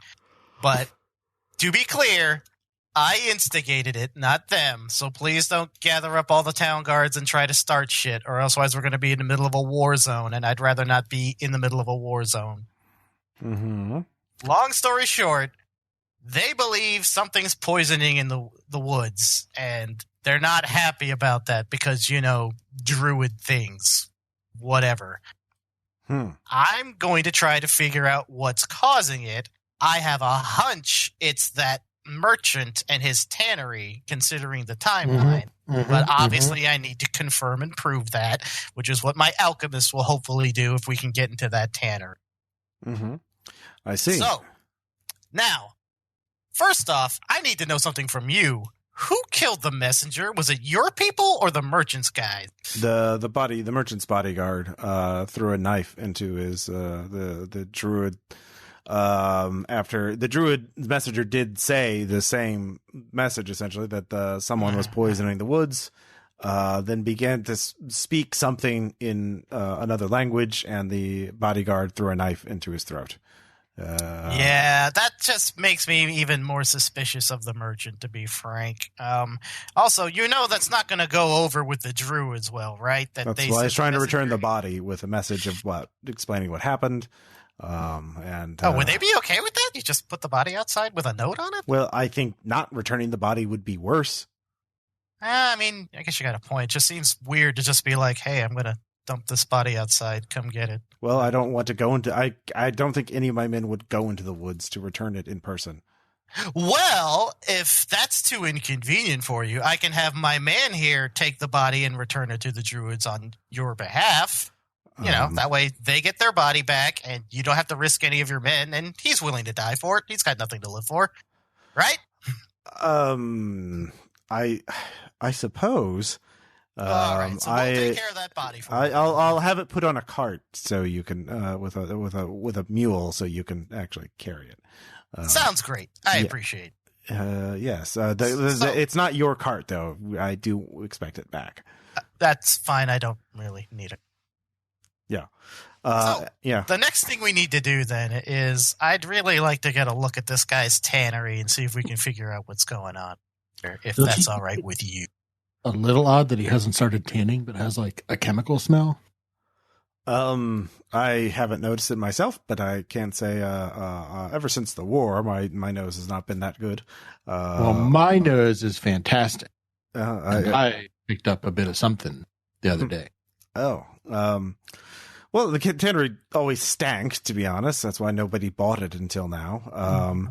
And because it's a tannery, that smell doesn't go away. I know that. I suppose I could send I will give you a writ giving you permission to enter if that I don't see any issue with that. I mean, whatever works better because look, here's the thing, like we're outsiders, so like I understand that this is a business venture that's looking to reinvigorate the economy of the town, and you don't want to risk that. So, if we go there and there's nothing and I'm full of shit, then hey, you can just point the finger at us, throw us out of town, and everybody's happy, and hopefully you all don't kill each other when the elves come to raid the village or whatever. But if I'm right... I mean, honestly, I prefer he not be here because he's a rival to my political power. If he starts providing jobs and influence, that would be more difficult for myself. So I don't really want him here. Hey, mutual interest. I think we can make an arrangement here, huh? Certainly, I will provide the cart. I will give that to you. And you with I hope the druids do not kill you, and I hope you persuade them not to attack us for killing one of theirs who visited us. Yeah. We'll explain the situation. Hopefully, smooth things over. Now, I guess what I need from you is given his attempt there to obviously rile the people up, I think he's kind of itching for a fight, if you know what I mean. So you're going to kind of have to keep things calm while we sort out all the details, if you know what I mean. Mm-hmm. Certainly. It seemed the town is evenly divided between your version of events, being suspicious of this other outsider, Simon, and people taking Simon's side. It is a difficult position for us to be in, but it makes inaction easier for me to. It is harder for any side to actually do something in this situation. But if the situation changes, I may not have an. I don't know. I assumed everyone would be loyal to me, but passions flare and people lose sensibility. So. It's better the quicker you go, because certainly if Simon wins, he'll probably have you killed as spies. Oh yeah, I see that writing on the wall, plain and clear. Trust me, I've been in this line of business long enough for that. So yeah, I'm gonna go get my hand patched up. My boys here are gonna take care of that corpse for you. Then we're gonna go pay a visit to that tannery and hopefully get all this sorted. Sound good? All right. So yeah, you can visit the ogre barber surgeon. She critically fails. God damn it. You can spend another fate point to ignore that one. I'll let you do that. Sure. All right. So your hand is still injured, and you still have a moderate or light wound. What is the first one? No, I think I was up to moderate because I already had one before I got shot in the hand. Yep. So yeah. Actually, you could, if you want, you could buy, what is that thing that lets you laudanum? I have Mandrake, but I think Mandrake just just increases my peril threshold. Yeah. If you could buy laudanum down and just heal one wound automatically. How much is that? I'll do that. I think that's a silver. Oh shit! Yeah, I'll buy that. That's fine. I'll just say so that heals me up to lightly then. Yeah. But you still have the injured hand. Yeah, that's fine. Right. I'll deal with it. I'm a big girl. Yep. All right. So, do you guys want to do anything? And then I'm going to recuperate. And I'm going to let the two boys take care of the body because I'm sure nothing bad will happen if I do that. All right. So you're going to stay in town by yourself? Yep. Okay. Yeah, we'll leave her there. Okay. So Zendik and Alrik, you're given a cart with a mule, and the body on it, and you take you both get on the cart, and the mule goes. We are given the cart and mule. Well, they are ours now. No. They yeah. As specified earlier, this is a loader. They want it back. But as you get into the forest pretty quickly. You see the crow. It is watching you from the branch, high above, from the tree. Do you call out for Elkan, or are you just going to wait for them to come to you? I'll call out for Elkan. Okay. Yeah, they said they're always watching. Yeah. So we should just say that we would like to talk to them. All right. So Elkan soon appears. There's several other hooded druids with bows. They don't look happy. And the only reason you were still alive is because I know you could not have killed him because you were talking to me when he was slain. But I noticed one of your, the one who talked for you last time is not here. Yeah, she's, getting her hand fixed up after you shot her. So we brought your friend here back to you. Mm-hmm. We will. Two druids come to take the body out of the cart. So why should I not destroy the town for this murder? Who was the murderer? Well, yeah, we think this is the man Simon who's taken over the tannery. The tannery, yes, the building that. Yes, it is. There's a certain stench from it. I have seen. I agree. I noticed it too. There are many people working in it now. That and the old boathouse, the abandoned boat. So you believe Simon is responsible for this? Well, he's the one that tried to turn the town against your messenger. And his taking over the tannery coincides with the rise of corruption in them. So you have seen Simon before. You would recognize him. Yes. Good. You will come with us. What? We will go to the tannery, and you will point him out. And you will point him out. We were going to expose what he's doing there so that the town people can kind of handle it, so we don't have to worry about, a war. Starting a war. Like, we don't want No, we will kill. We must have justice for our fallen. So you will point him out. I mean, we'll get you justice, but we'll handle it. You can just relax. We will out here. No, we do not relax out in the wild. That is not the way of nature. Blood for blood. Well, that's a shame. It's awfully nice out here. It is awfully nice. You can stay with us after this is all over if you want, but if you give up your ways of decadence and civilization. No, it's not going to happen. But thanks for the offer. Fucking anarcho-prims, God. What's your economic debt structure like out here? It's communal. The private property of owner is banned. All are, to each according to their deed. Yeah, that's what's your view definitely on not in my wheelhouse. Yes, but this is not optional. This is for the greater good. You must accompany us to ensure that we kill the right murderer. So we will kill this Simon. Well, we'll kill this Simon, and then you and I are going to talk. Of course. So they guide you into the woods. Okay. Yep. I mean, you can try to run if you want. You could jump on that donkey and take off. You know. Donkey. Yeah. I like this debt-free society communal shit. Yeah. All right. So meanwhile, Rosabella, where you after you get treated. What are you doing? My hand doesn't bend that way. Ah! Sorry, not worse to working on such small, delicate hands. They're so tiny Jesus, and puny. You really I'm think not they're giving beautiful? you a tip after this one. Yeah. Do you even do real work, or are you just one of those people who, one of the, people who works in money or some other, not a real trade? Yeah, I do work. I work a lot with my hands. Well, not this one now, but, I still got the other one. Punchy. I see. Oh, The ogre barber surgeon is not impressed. So after you get treated by her, what do you want to do, Rosabella? I'm going to go to the inn and get me some food. Okay. Because I'm a little peckish and I am a halfling and I have a hearty appetite. And while I'm sitting there nursing my bowl of stew, I'm just going to keep my eye out for who comes and goes from the inn. Okay. All right. So as you're eating, one of the villagers comes up to you and starts. Tell me more about what happened. I heard that you went to the ruins. Did you see anybody there?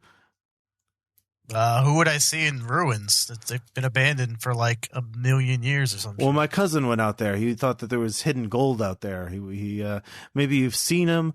Go ahead and give me an awareness check. Awareness or scrutinize? Actually, scrutinize. I'll do scrutinize because I'm good at the scrutinization. my cousin. He's like 4 foot tall, looks like a rat. Yeah, critical success. Oh boy. He keeps trying to move and position himself so that you realize his goal is actually to try and keep you looking away from your bowl of stew. So I'm going to pretend to be interested in his conversation. Mm-hmm. Just a lot of yahas, nahas, that kind of stuff. And I am going to, since he's so interested in my bowl of stew, I am. What is he? Is he human? Yeah, he's a human. Is he bending down to my height? No, he's sitting down at the table next to you. Oh, so he's just sitting down next to me. Okay. Yeah, but he's like angling to keep you looking away from your stew. Right. All right. In that case, I'm going to. Does he have any facial hair going on, or what's the? Yeah, sure. Yeah, he's got a little beard. Yeah. All right, I'm gonna grab him by the beard and dunk his face in my soup. Okay. Go ahead and give me an attack roll of some kind. I will happily do that. I'll give you surprise plus 30. Fuck! And then, even with that, I super make it. Then. Okay, yeah, you do that. And he goes, no, oh no. He frantically tries to wipe it off as quickly as fast as he can. I'm gonna keep my head. I'm gonna keep my hand on the side of his head and press him into the table with surprisingly tough halfling strength, and say, "Who sent you? And what are you trying to do?" I'll just give you a success on your intimidate roll. It's like the dwarf, give me the attitude, dwarf. You turn. There's a dwarf trying to run out the door. All right. Can I please have a knife be on the table settings? Yeah, of course. All right. I put the knife through his hand and say, "Don't go anywhere," and then I go chase down the dwarf. Okay. All right. So go ahead and give me an athletics check. Oh, God, my stubby halfling legs. Your one weakness. I know, right? Nope, no, not a chance in hell. He fails too, actually. Fuck, okay. So what happens? He's a dwarf. I mean, he's got stubby legs too. So it's Yes. people are watching a gnome chase a dwarf. Yeah, I'm about to say the humans. This must be the saddest chase scene they've ever seen. So you can give me one more roll. Okay. D100. Still no. All right. That's a success, though. So he disappears into the crowd. And you can give me one awareness check to see which way he went, but if you fail this, he's gone. Okay, that's fair. Well, I'm not very good at awareness, but I'll give it a shot. Nope. All right, he disappears. So Darn. Too bad. I could have used some poison. Well, let me go back. Pry himself loose. Yeah, he did. I kind of figured. The innkeeper did nothing. He was just like, what the fuck? I'm not. He looks moderately upset. I'll pick up the bowl and the silverware and the bloody knife, bring it up to the innkeeper and say, "Could I have some seconds, please?" Yeah. All right. So the innkeeper. Yeah, of course, sure. All right. And then I guess I'll ask, like, so do you know who those guys were? Okay, yeah. So we'll get to you trying to figure out who they were in a second. Okay, sure. Meanwhile, back in the forest. Yeah, what are they two? What are fucking Skull and what's his face doing? Alrik and Zindik are in the forest being led along by the druids. They actually seem to be using hand signals to communicate with each other. So but you two can still talk. Are you going to try and come up with a plan to do something, or are you just following along, or what? They don't seem to be regarding you too much. I guess just following. Okay. All right, so you're just following along. You see in the distance the town. You can hear the lights. Hear the townspeople and see the lights. You're just in the forest, maybe a few hundred yards in there. So you're probably much closer to the town than the druids are comfortable being in. But you're out of sight of the watchtowers and all that. So as you're circling around the town, you realize you haven't actually explored the town that much, so you don't know this part of the town you're heading to. But the walls, only enclose part of the town. They're newer, and then there is a very large wooden structure. It's like 3 stories tall. That is a tannery, and even from a distance, you can smell the faint stench of a tannery, which you've all smelled that before. It's a pretty unmistakable odor. So it's very faint, but it obviously never fully goes away. You do see in the windows of the tannery some lights. So there are some torches or lanterns or something there. And we'll say this is probably midday. It's a cloudy day. Again, it's fall. But you can see some men working sort of haphazardly. Well, you can't judge their workmanship from this distance, but they're hammering things and sawing things and that kind of thing. So putting screws into things, turning them and adjusting them. Yeah. Sorry. But they're not tanning things. No. No one's tanning anything. You do see there is a chimney for the building, and it is emitting smoke. So somebody has a fire going inside. Let's see. None of the people working are Simon. They just seem to be laborers. So the Elkin tells you, do you see Simon outside? Doesn't look like it, no. Very well. Describe Simon to us.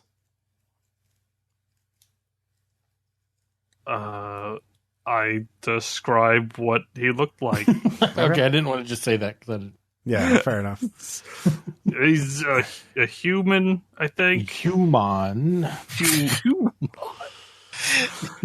I like to imagine at some point they're going to have like a thought bubble of me. Now remember, if you're ever taken prisoner by elves, this is the one thing you should do. Basically. Yeah. Lisa needs braces. Yeah. So you describe them best as you can. It's like, rich clothing. Yes, we definitely know what rich clothing looks like as opposed to other styles of clothing. Real tempted to start describing Rosabella. Yeah. You son of a bitch. I'm not a human. How dare you? Rosabella but human is what you're describing, yeah. So the I will use our crows to see, and she sort of makes a gesture, and several crows fly around the tannery, and then come back after a few minutes and start cawing into her ear. So there are 3 humans inside the building, that they are working at some sort of table with glass beakers or vials or glass. That's not tanning. I see. So we must get in there to find out who Simon is so we can kill him. But so we should wait until nightfall when their guard is down, and then we can get in there in the cover of night and slit his throat and hang him by his entrails. Yeah, you're way better at strategery than Rosabella. Yeah. Well, yes. She seemed to be blinded by the pursuit of wealth, which is a common disease. Avarice. Yeah, sorry. So yeah, she just wants to wait until dark so she can sneak in. But you have plenty of time to try and persuade her for a different idea. You could. Well, y'all seem to have this, so I'm just gonna get going. No, you must stay here to verify. Time to hit the dusty old trail.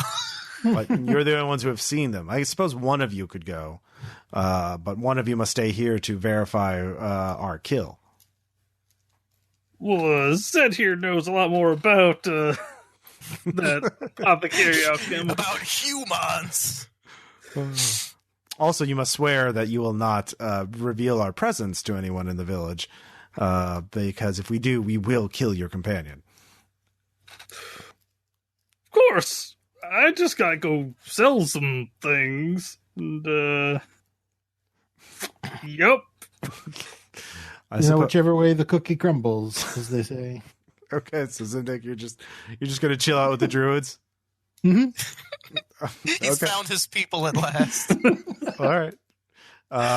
So Alrik, he's the one. Here, I'll have one druid guide you back to the front gate, so it will not look suspicious, or back to the cart, so you can take the cart back in. You can. You must come up with a plausible reason why Zindik is not with you. He's learning alchemical secrets from your people. Yes, that will work. Yes. Just go. Yeah. All right. So the other druid guides you back to the cart. So meanwhile, Rosabella, you're trying to figure out who those people were. How do you want to do that? No, I mean, I was just talking to the innkeeper to see if by chance she knew who they were. Maybe they're regulars, maybe they're not. Well, I don't want to get involved. I mean, I'm not calling the town guard on you stabbing somebody. It seemed rather serious. It seems like you had a good reason for it. And I appreciate that, but ma'am, you're already involved. So if you could just tell me who they are. There's basically 2 ways this will go. I think you know something and you don't tell me anything, in which case we're going to have a problem. Or you tell me what you know and then we don't have a problem. All right, roll charm or intimidate, depending on how you're emphasizing your... Oh, always intimidate. Always be Never not intimidate. It's what I was born to do, baby. I can re-roll that. Nope, still failed it. Damn it. All right. Not this time. I think... maybe if I didn't look so cute eating soup. I think you should be more polite to the person who's putting you up for free and feeding you for free. I'm only obligated to give you 1 meal in the morning and 1 in the evening. I gave you a second bowl for free. You're quite rude. Yeah, well, I'm not obligated to set your place on fire, but accidents happen. Do you say that loud enough for her to hear that? I have indifferent as a trait, and so I don't really care if she heard me or not. I'm going to excuse myself and leave. All right, she looks quite pissed at you. That's fine. I'm pissed at her, too. All right. All right, so I go outside and stretch. I come charging through the door at the same time. Rosabella, holy fuck! God, what are you doing here? Come with me. What? What's happening? Wait, where's the little guy? We've got a problem. All right, follow him. All right, Alrik, where are you leading him? Or her? I'm taking her to the cart. Okay. And I'm going to mock like I am doing something in the cart and tell her, like, so they're gonna kill that guy, but they're doing alchemical things inside, apparently. And Zed is there, too. And I'm telling you this, so they might kill him. But we already kind of knew all of this, so... Yeah. When you say might kill him, what are we talking here? 50-50? Right now, probably like 50-50, yeah. Like, I can't go and tell anybody else, though. Like, you kind of know what was already happening. But we can't warn, like, the town people, or they'll definitely kill him. On the one hand, I kind of don't care. But on the other hand... You won't get your money back. Yeah... I guess we better go save him. Well, I mean, what's their plan here exactly? We don't have to save him if we just let them kill that Simon guy. But yeah, but if they go and attack the tannery, then the people here might be like, "Oh no, the elves are going to kill us," and then they're going to attack the elves, and then it'll be a whole thing. And I mean, you'll have plenty of corpses to sift through, but there's no guarantee you and I are going to live through it. Not just corpses, but you're not wrong. Look, my whole thing is that when we first met, you described yourself as a bone picker. What part of that does not imply corpses? Well, it's not just corpses, okay? Look, my whole thing is if we at least expose what the Simon guy is doing, which I'm not entirely sure. I have my theories, but if we expose what he's doing, at least, before they kill him, they might be able to get away with it. I'm not 100% sure. They're pretty dead set on killing this guy. Well, look, if we can find proof that he's fucking the village over, they'll probably want to execute him anyway, so then the elves can be like, hey, we'll do it for you, and they'll be like, yay, and then they'll dance around his severed head or whatever it is humans do when they execute themselves, and, everybody be happy, so... Also, we did convince them that it wasn't the rat guy poisoning them, right? Oh, yeah, that's true! We could, we could just go get books and let them handle it. That's true. We could just go get books and let them handle it. And we've got a cart to carry all the books in now. Both of you are by the cart, and you're sort of stooped over working.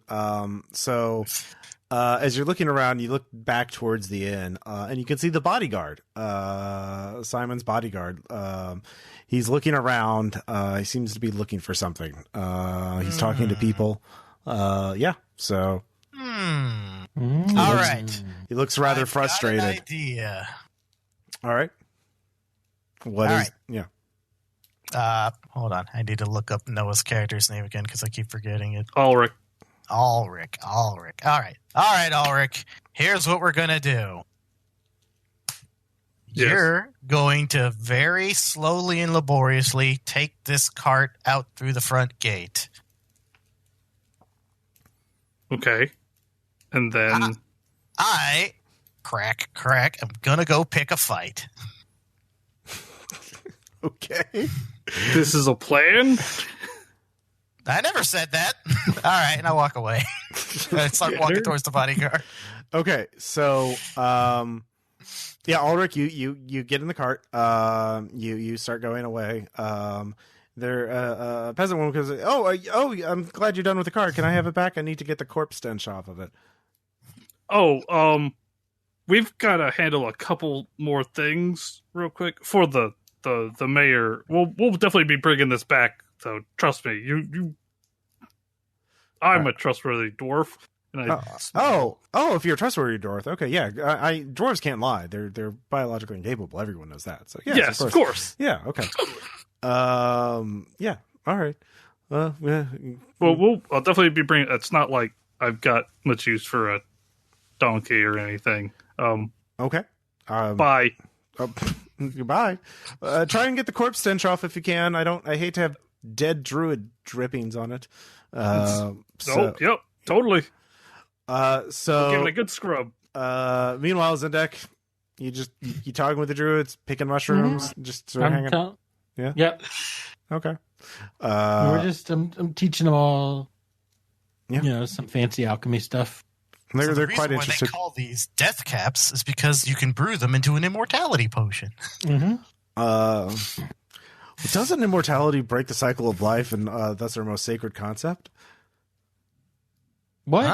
Okay. Sorry, Yeah. no questions till the end. Okay, sorry. Please hold all questions. So Alrik, so you're marching up to the bodyguard? No, I'm marching. Or up to sorry, the yeah, bodyguard. sorry, Rosabella, you're marching up to the bodyguard. Yeah, and I'm going to look very distressed and go, "Hey, help! Help! Good. I wanted to talk to you. I wanted to apologize for certain things. Listen, there's no time to talk. Simon's in great danger." He is? Yes, we talked to the elves, and it turns out they're going to attack, and we need your help. If you come with us, we can go take you to them. Come over here. He motions you to like off to the side when people can't hear. He's like, lower your voice. Come on. Look, I wanted to apologize. You three seemed very smart, and I wanted to like extend a business deal with you rather than to cut you in on the profits. Why should we be greedy? We could all make some money here because that's what we're all here for, right? I mean, that's the first sensible thing I've heard you say all day. So yes, I agree. Well, I'm just the bodyguard. I'm just here to. I'm really more of a solver of problems. Look, I don't want to explain all the details. If I could take you to the tannery and show you the whole setup if you want, but like, if you stop working for the mayor and work for our interest, and you say that the elves are going to attack?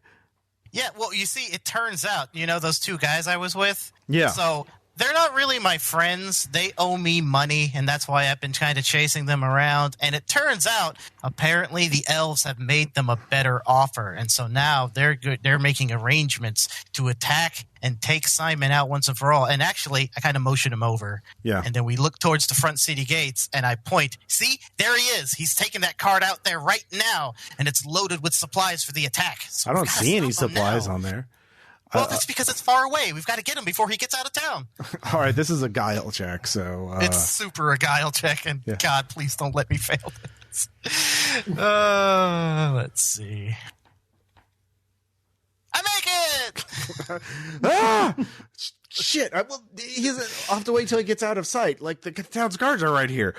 Of course. We can't attack him right by the gate. I'm just saying we have to follow him while we can. If we let him get too far away, then, we're not going to be able to stop him. So we'll just kind of, you and I, we'll put on a show like we've made up our differences and we're going out of town. You're going to take me on a tour of the tannery like I asked because we made up and we're friends now. Well, that's the opposite side. Like, I mean, like, how are we going to catch up with him?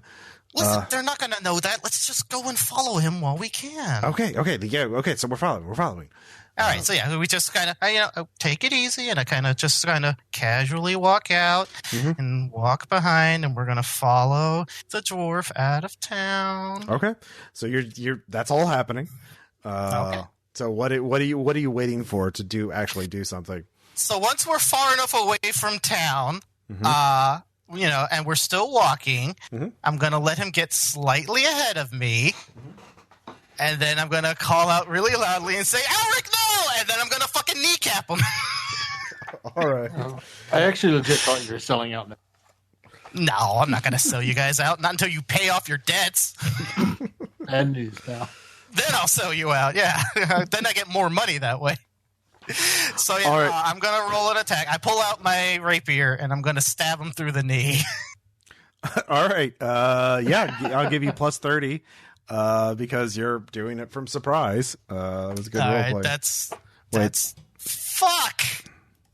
That's just barely not a success with plus 30. You can flip it with a fuck yeah! I flip it. No, you can re-roll. Or do I Sorry, have to re-roll? Okay, that's fine. I can re-roll. Come on, that's much better. Yes. And let's see. My damage on my rapier is. So not on your sheet. No, I've got it. I just had to check it. So it's 1d6. You actually get extra d6 for the surprise attack.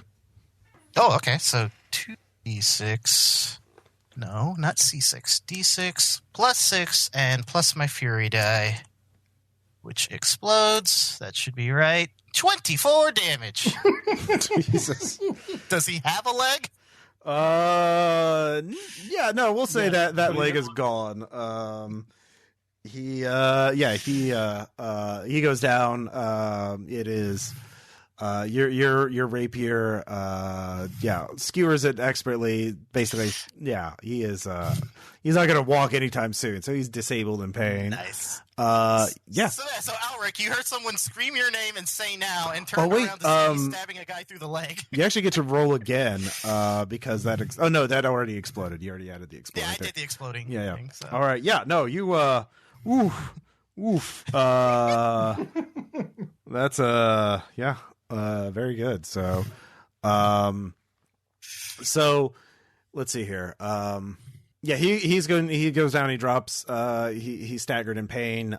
So that's your action. Alrik, you heard something, you turn around, you see that. The bodyguard on the ground, writhing in pain. The Rosabella holding the rapier, covered in blood. He was a bit of a squirter. So, and your head is right at his knee level. So you're just like a finish him off and get him in the cart. Yeah. Well, so I hop out of the cart, I guess, to go kill a man. All right, go ahead and give me your attack roll. He is still rolling around, so he's still able to defend. He can take one more wound before he's dead. So, does that hit? Do I get a bonus for any of this? What are you rolling for? He's no longer. It's no longer a surprise because he is on. He is basically. I'd say you get +10 because he is on prone. He is on the ground. Okay, so that would make that as a pass then. Okay, go ahead and roll damage. Finish him. All right. Oh, where I am. Oh, 5 plus 26. Oops, 2, 7. Let's see here. Actually, that does not wound him. He has armor on. So, I did mention armor. So, it just kind of you ineffectually. What are you using? Whack him with a stick. Yeah, basically. Use the pointy end, you idiot! All right, new round. I wasn't expecting this. Oh, you idiot! It'll hurt more. All right, so initiative is 1d10 plus your initiative bonus. So, okie dokie. He has 6 right now, so he actually gets a 16. So, I get a 10. All right, so I mean that's the main thing. Are you going first or is he going first? Yeah. So he's going to go first. He definitely has a negative 20 to everything right now. I'm not even there, but just in case. Okay. Yeah. I'm at a 15. Zindek's just like talking about mushrooms, and he's like, "Oh no, I'm in combat time." We're just getting blitzed behind the tannery. Yeah. You guys roll this up and smoke it. All right, so he takes out a dagger and tries to stab Rosabella in the face. That's fair. Yep. And that misses, but I am going to use a misfortune point to re-roll that. Oh, no. What was his initiative? 16. Okay. Let's see here. So that will hit 32 out of 40. Okie-dokie. I will dodge. Yep, you can dodge or parry. Well, that ain't good. You'll be fine. So, I'm free. Yeah, critical failure is... Will this kill me? It might. Like, that's a pretty bad thing. Then I will probably spend some points to not die. Yep. You can't spend points to cancel out that roll, but... I know. Okay. I literally said spend a point to not die. Oh, yeah. So let's find out how much damage it does. It only does 4 plus his combat bonus. So let's see. And it's only a d6. So, of course, you're going to take at least one wound. I'm completely unarmored, so... Oops, I've screwed up that. That's fine. He rolled a 6, so... Oh, no. Yep. Use your exploding. I know, I forgot to do that. So that's 11. Before anything else. So what does that put you at? Against my defense, 3. So I think that's 2 wounds. Yes. All right. Should put me from lightly to serious. All right. So, yeah, you get stabbed pretty badly or slashed. He basically cuts at you. Yeah, long, that's fine. raking slash across your chest. So that fucking sucks. So that's his attack. And then he still has one action left to parry with his little dagger. Yep. So that would be, I guess you're next. It looked like Alrik was slow. No, I got 15. Yeah. Oh, yeah, sorry. Yeah, Alrik, you're next. Go for it. Make him use up his parry. Well, Damn it. nope. That's unless I get a bonus at some point. No, that's not it's it. no longer. Very embarrassing if I die in my own surprise attack. Well, it's yeah.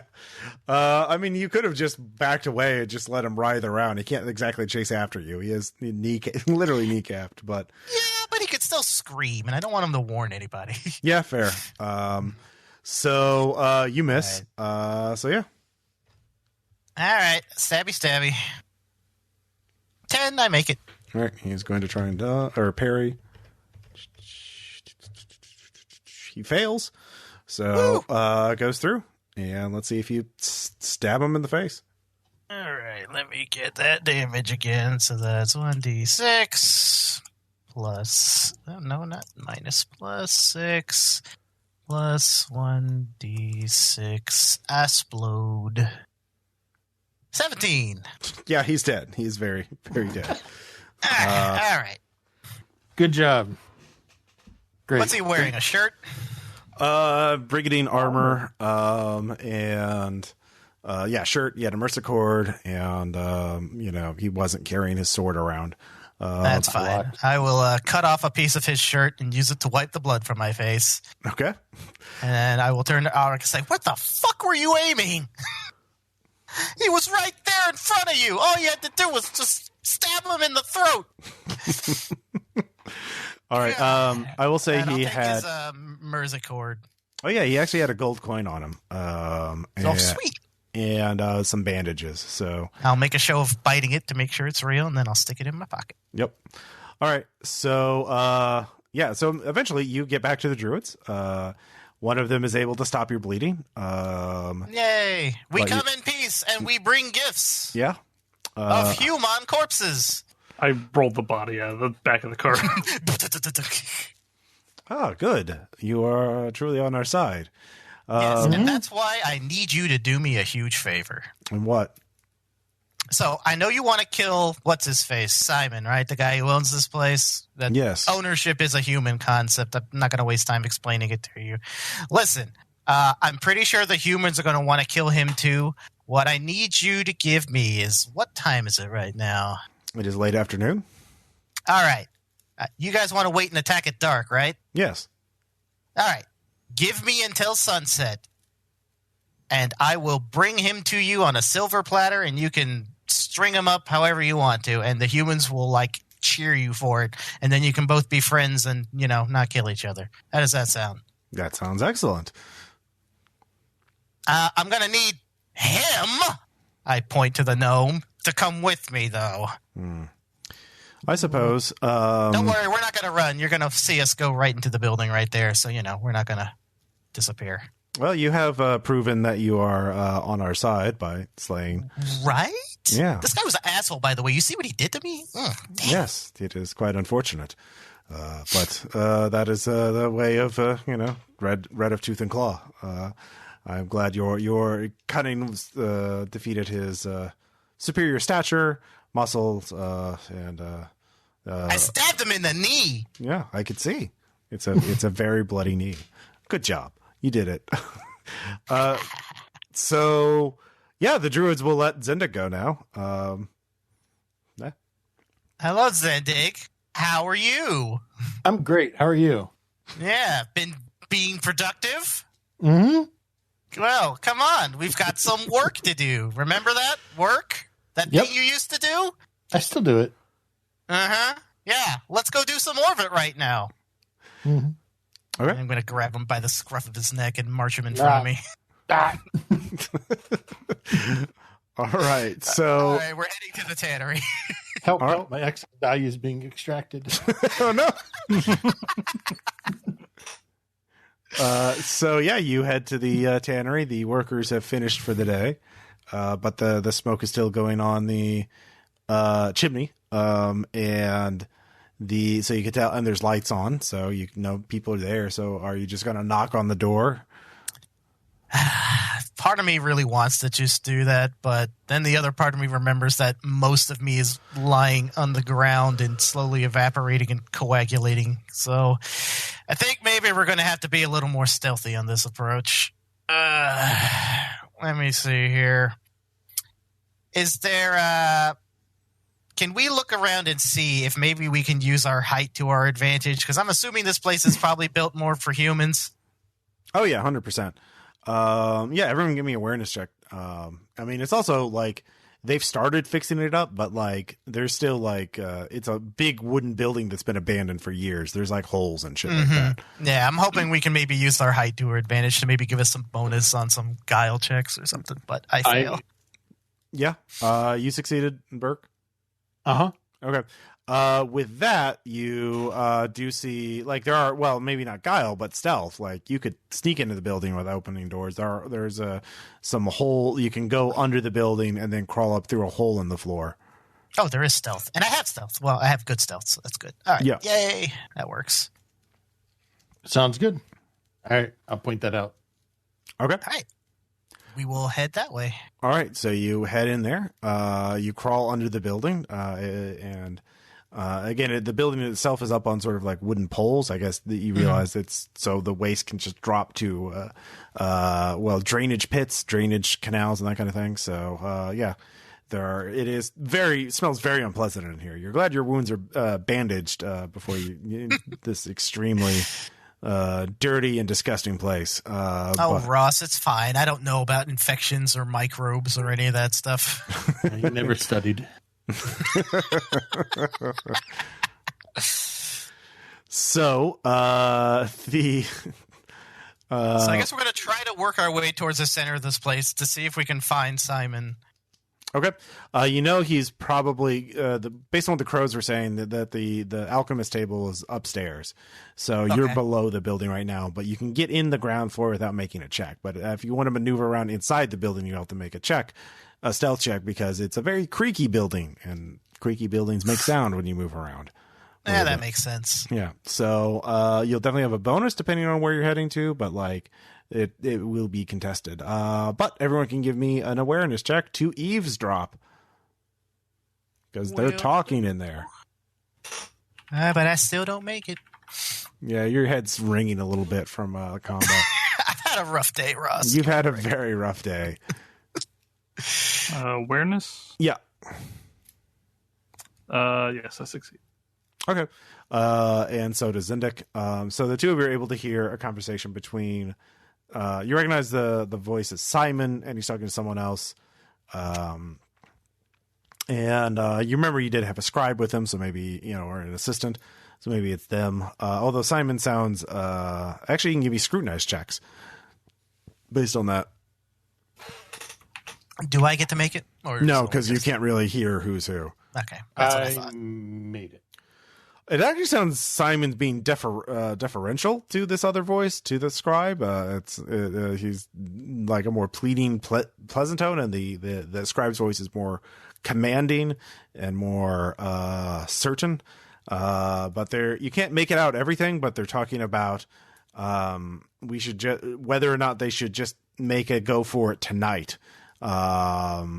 Because the villagers will probably be distracted, because the druids will probably attack tonight. So that's what you hear so far. Okay. What's going on? What do you guys hear?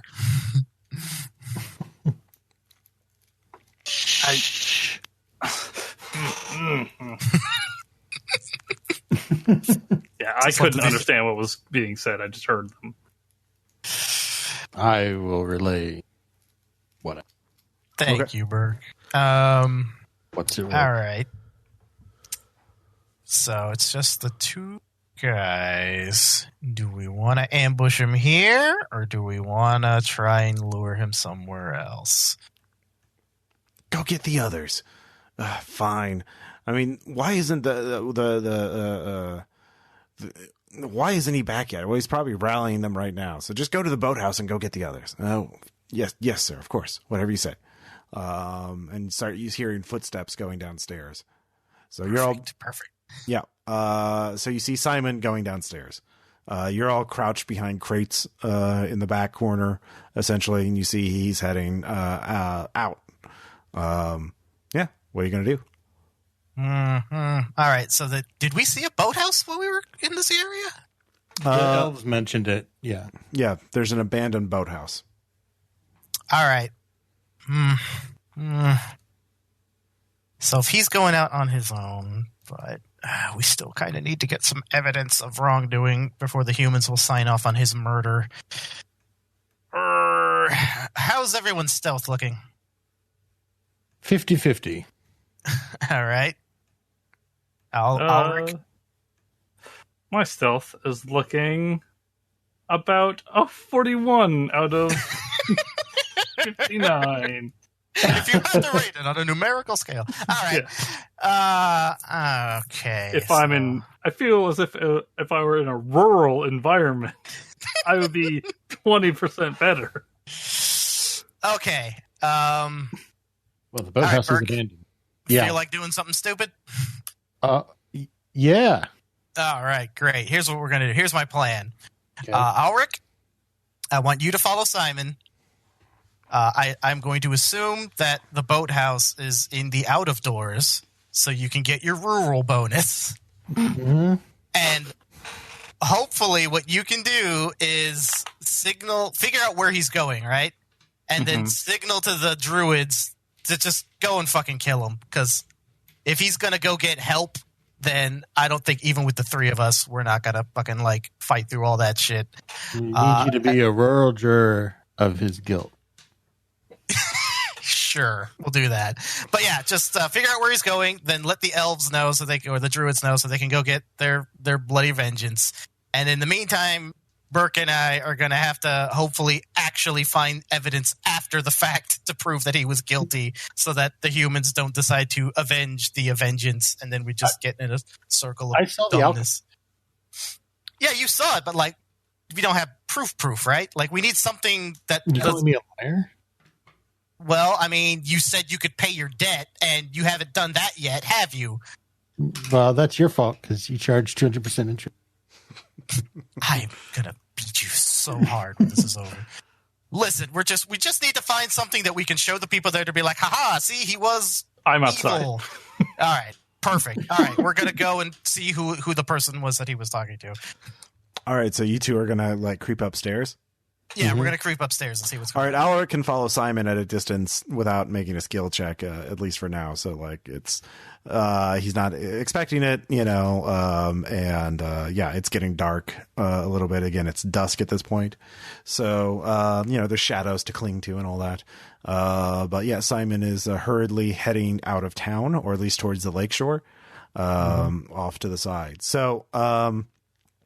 Meanwhile, who's going up the stairs first? I will You are. push the gnome out in front of me. Oh, God damn it. All right, Zinda, give me a stealth check. I've taken enough beatings for this team. Critical success. You lucky son of a bitch! All right. You so much. For his third 100 of the night. Right? What the fuck? It's pretty good, I have to admit. You glide up the stairs effortlessly. A shadow. I'm high as fuck on pipeweed. Yeah. And you see the scribe standing over performing alchemical experiments he's making quicksilver arrowheads and he doesn't notice you at all. So there's a book of alchemy out, and he seems to be hard at work making quicksilver weapons. Yeah. And he doesn't see you. What do you want to do? Big old thumbs up back to Rosabella. All right, here we go. I make it. All right, Yay. you follow in Siddiq's footsteps, and also move up the stairs. So you're both hiding behind a few crates that are conveniently placed nearby, as the real alchemist continues to work.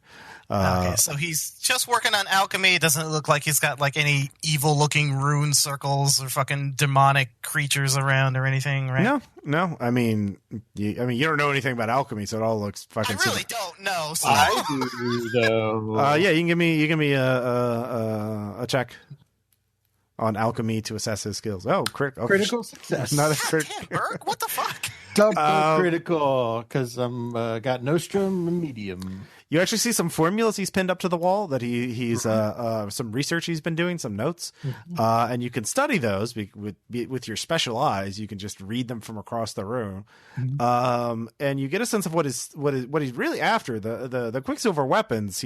These are actually not the formulas for the Quicksilver weapons. He seems to just know the formula offhand. What he's really studying is the use of. He's trying to make some sort of beautification potion.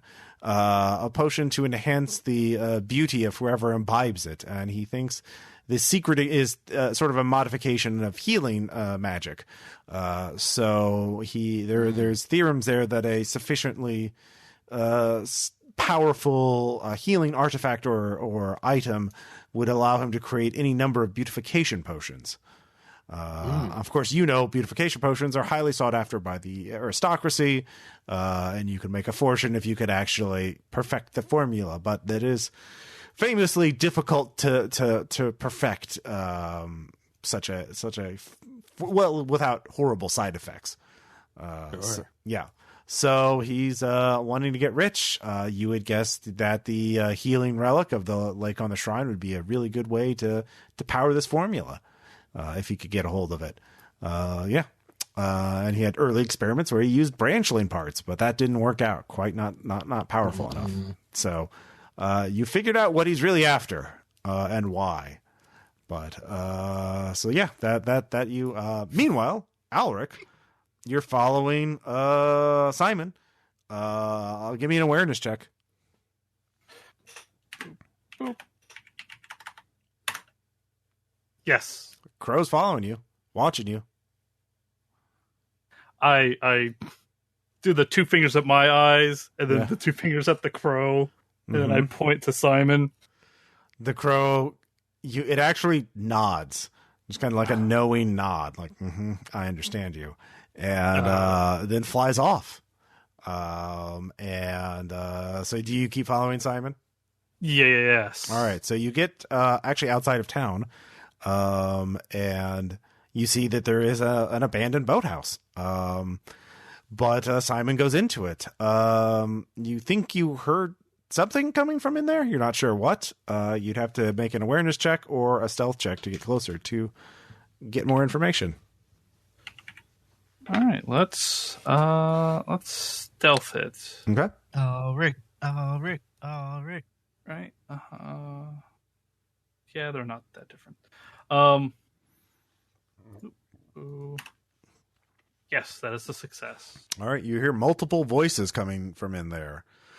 Sounds like there's a group of people, and you can hear the sound of weapons being prepared, and armor being put on. Oh, I see. Yep. Does it look like there's like locks on, or like any sort of like latches or anything like that on the exterior of this building? No. It's been abandoned for a while. Okay. It's probably dilapidated. It is Is quite it out on dilapidated. like a dock or like a pier or anything like that? Is it like butted up right against the edge of the lake? It's on the shore itself. It's basically like a dock, but with a roof over it. Okay. It's that kind of boathouse that you would just bring into. Okay. Let's see. Like here. the one from Indiana Jones and the Lost Crusade. Oh, Does it have a motorcycle in it? Oh man, I hope so. yeah. So I guess. Release the boathouse cut. Damn it. Something like that. Yeah, it's a boathouse. I don't know what to tell you. It's a No, that's fine. I yeah. was just if there's a way I could like lock them in the boathouse or not. I mean, there are doors, but you don't know how sturdy they are. You could set the boathouse on fire. I was thinking that too. Yes. I knew you were. That's why I said it. All You right. got all them torches. You're on your own. It's completely in your hands. All right. Meanwhile, the alchemist finishes up one more quicksilver arrowhead, and then looks like he's preparing to leave. All right. Well, we've got a bunch of quicksilver arrowheads, which I think is all the evidence we really need. That is correct. So, it would be nice if we could take this guy alive and have him confess, but I guess we'll see how he feels about that option once I've stabbed some holes into him. I'm pretty sure I literally can't kill somebody with my staff, so it's fine. You know what? That's fine. I'll kneecap him, and then you can just bap him a couple of times, and then we'll see if he feels like talking. And if he wants to pursue this to its bloody end, then I'll probably die, and you'll be out of debt. Sounds good. Okay. All right. So should we? Do we use the same initiative, or do you want us to roll again? Oh, I mean, you're not in melee range of him. You're gonna have to get up closer if you want to sneak attack him. That's fine. I'll do it. I'll do All right. that. Get up there. I have no problem with that. Let's see. 32. I make it. Okay. This is actually going to be opposed though, because All right. he can hear things, and that is Bring it on. All Let's right. see if he can hear tiny death. All right. guess It is damage. well, he does make his check, but it is, I believe it's blackjack. Yeah, rules, price isn't is right. Yeah, it's blackjack. it? Yeah. So he fails that. So good job. Nice. Well, I mean, he makes it, but not by enough. So yeah, you can make your attack roll. You have plus 30. Roll good. Oh, I roll super good. 10. All right, roll damage. You get an All extra D6 on your fury die. So Yay. that's 2d. On my fury die? Or Yeah. just on damage? Oh, okay. Yeah, Make that boy explode. 1d6 plus 6 plus 2d6 exploding. yeah. All right. It's actually plus 20 attack, but yeah, plus D6 fury on damage. Well, either way, Yeah. that's 19 damage. Ooh, Surprise! yeah, he's very surprised. He'll take an injury. He'll be kneecapped as well. All right. And can I make an intimidate check to get him to surrender? Yeah, sure. I'll let him do that. Hell yeah. Oh, come on. Really? Don't you get to re-roll that? I do get to reroll it. Thank you for reminding me. Whoa, Yeah. Yeah. and he takes an additional 2 points of mental peril. Well, he's quite imperiled at this point. Between the Surrender or die! yeah. When he's alone and his bodyguard. I feel good about how this went. Yeah. It was a good job. Meanwhile, Alrik, what are you gonna do? You're gonna try and set the boathouse on fire? Yeah, let's do that. Okay. Give me a stealth check at -20 to actually pull it off. Yeah, fire's kind of bright and it is getting dark. It's mostly, can you set it on fire and get away before they catch you? Fuck no. No, he can't. All right. Let's see here. The door kicks open as you're lighting it on fire, and before it hits I catch, throw it at the first person. you throw it at the first person. All right, give me a throwing check. Woo! In the meantime, I try and Aragorn this shit. Yeah. Hell yeah! What is? I guess it'd be simple ranged attack. Simple range, yeah, throwing weapons. Oh no. he's fine. Hey, that's a success. All right. Yeah. It hits them. Well, so that's Fire a arrow from the forest, nearby forest, appears, is launched out of the darkness, strikes the man in the chest. He staggers back in there. You see the druids are open fire on the boathouse. Give me an athletics check to get the fuck out of the way. You really don't want to critically fail this, Alrik. Yeah, you better hope that they actually are good shots. 26. All right. The battle begins between the druids and the mercenaries hiding in the boathouse. So they are caught in the boathouse, so they don't know if they should launch the boat to try and get out, or if they should try and countercharge against them. They're confused. They don't have shields. They're getting shot up pretty badly by the druids. So, yeah, Alrik, are you sticking around to see who wins this fight, or are you just running at this point? Oh, I'm beating feet. Okay. Actually, no, I'm going to hide behind some trees and wait till it's over and then go pick the bodies. Oh, of course, you gotta pick the bones. All right, give me one more stealth check to be the scavenger that you are. That's a real role. Hey, that succeeds. Yeah, you succeed. Nice. There'll be some good corpse picking, some good bone picking. Because like in the crook of a tree or something. half the they don't, without the leadership of the bodyguard, they don't know what to do. Half of them charge across to try and kill the archers and get shot down. The other half launch the boat, and then they get shot out because the druids have really good night vision and they're just on a boat on a still lake. Like, they're pretty easy to hit, and the boats have really good range. So yeah, they all get killed by the druids. Yeah, so you get half the bodies to loot, as the druids don't stay behind to reveal their presence. And meanwhile, Zindik and Rosabella, I assume, just kick the door to the tavern. It was, hey, everybody, check out all this alchemy that this guy did. But first, I take all his beauty potion equation, stuff them in my bag. Oh yeah. Yeah, he can take whatever he wants. I'm just gonna get a handful of those mercury arrowheads and like stuff them in a little bag, and then we're gonna drag him back to town and be like, "All right, we found the problem." All right. Yeah, the guy has been caught red-handed. Other villagers go in the tannery to look at the lab and verify that it's there. Quickly, word about the attack at the boathouse happens, and these druids, they even looted the dead, those monsters.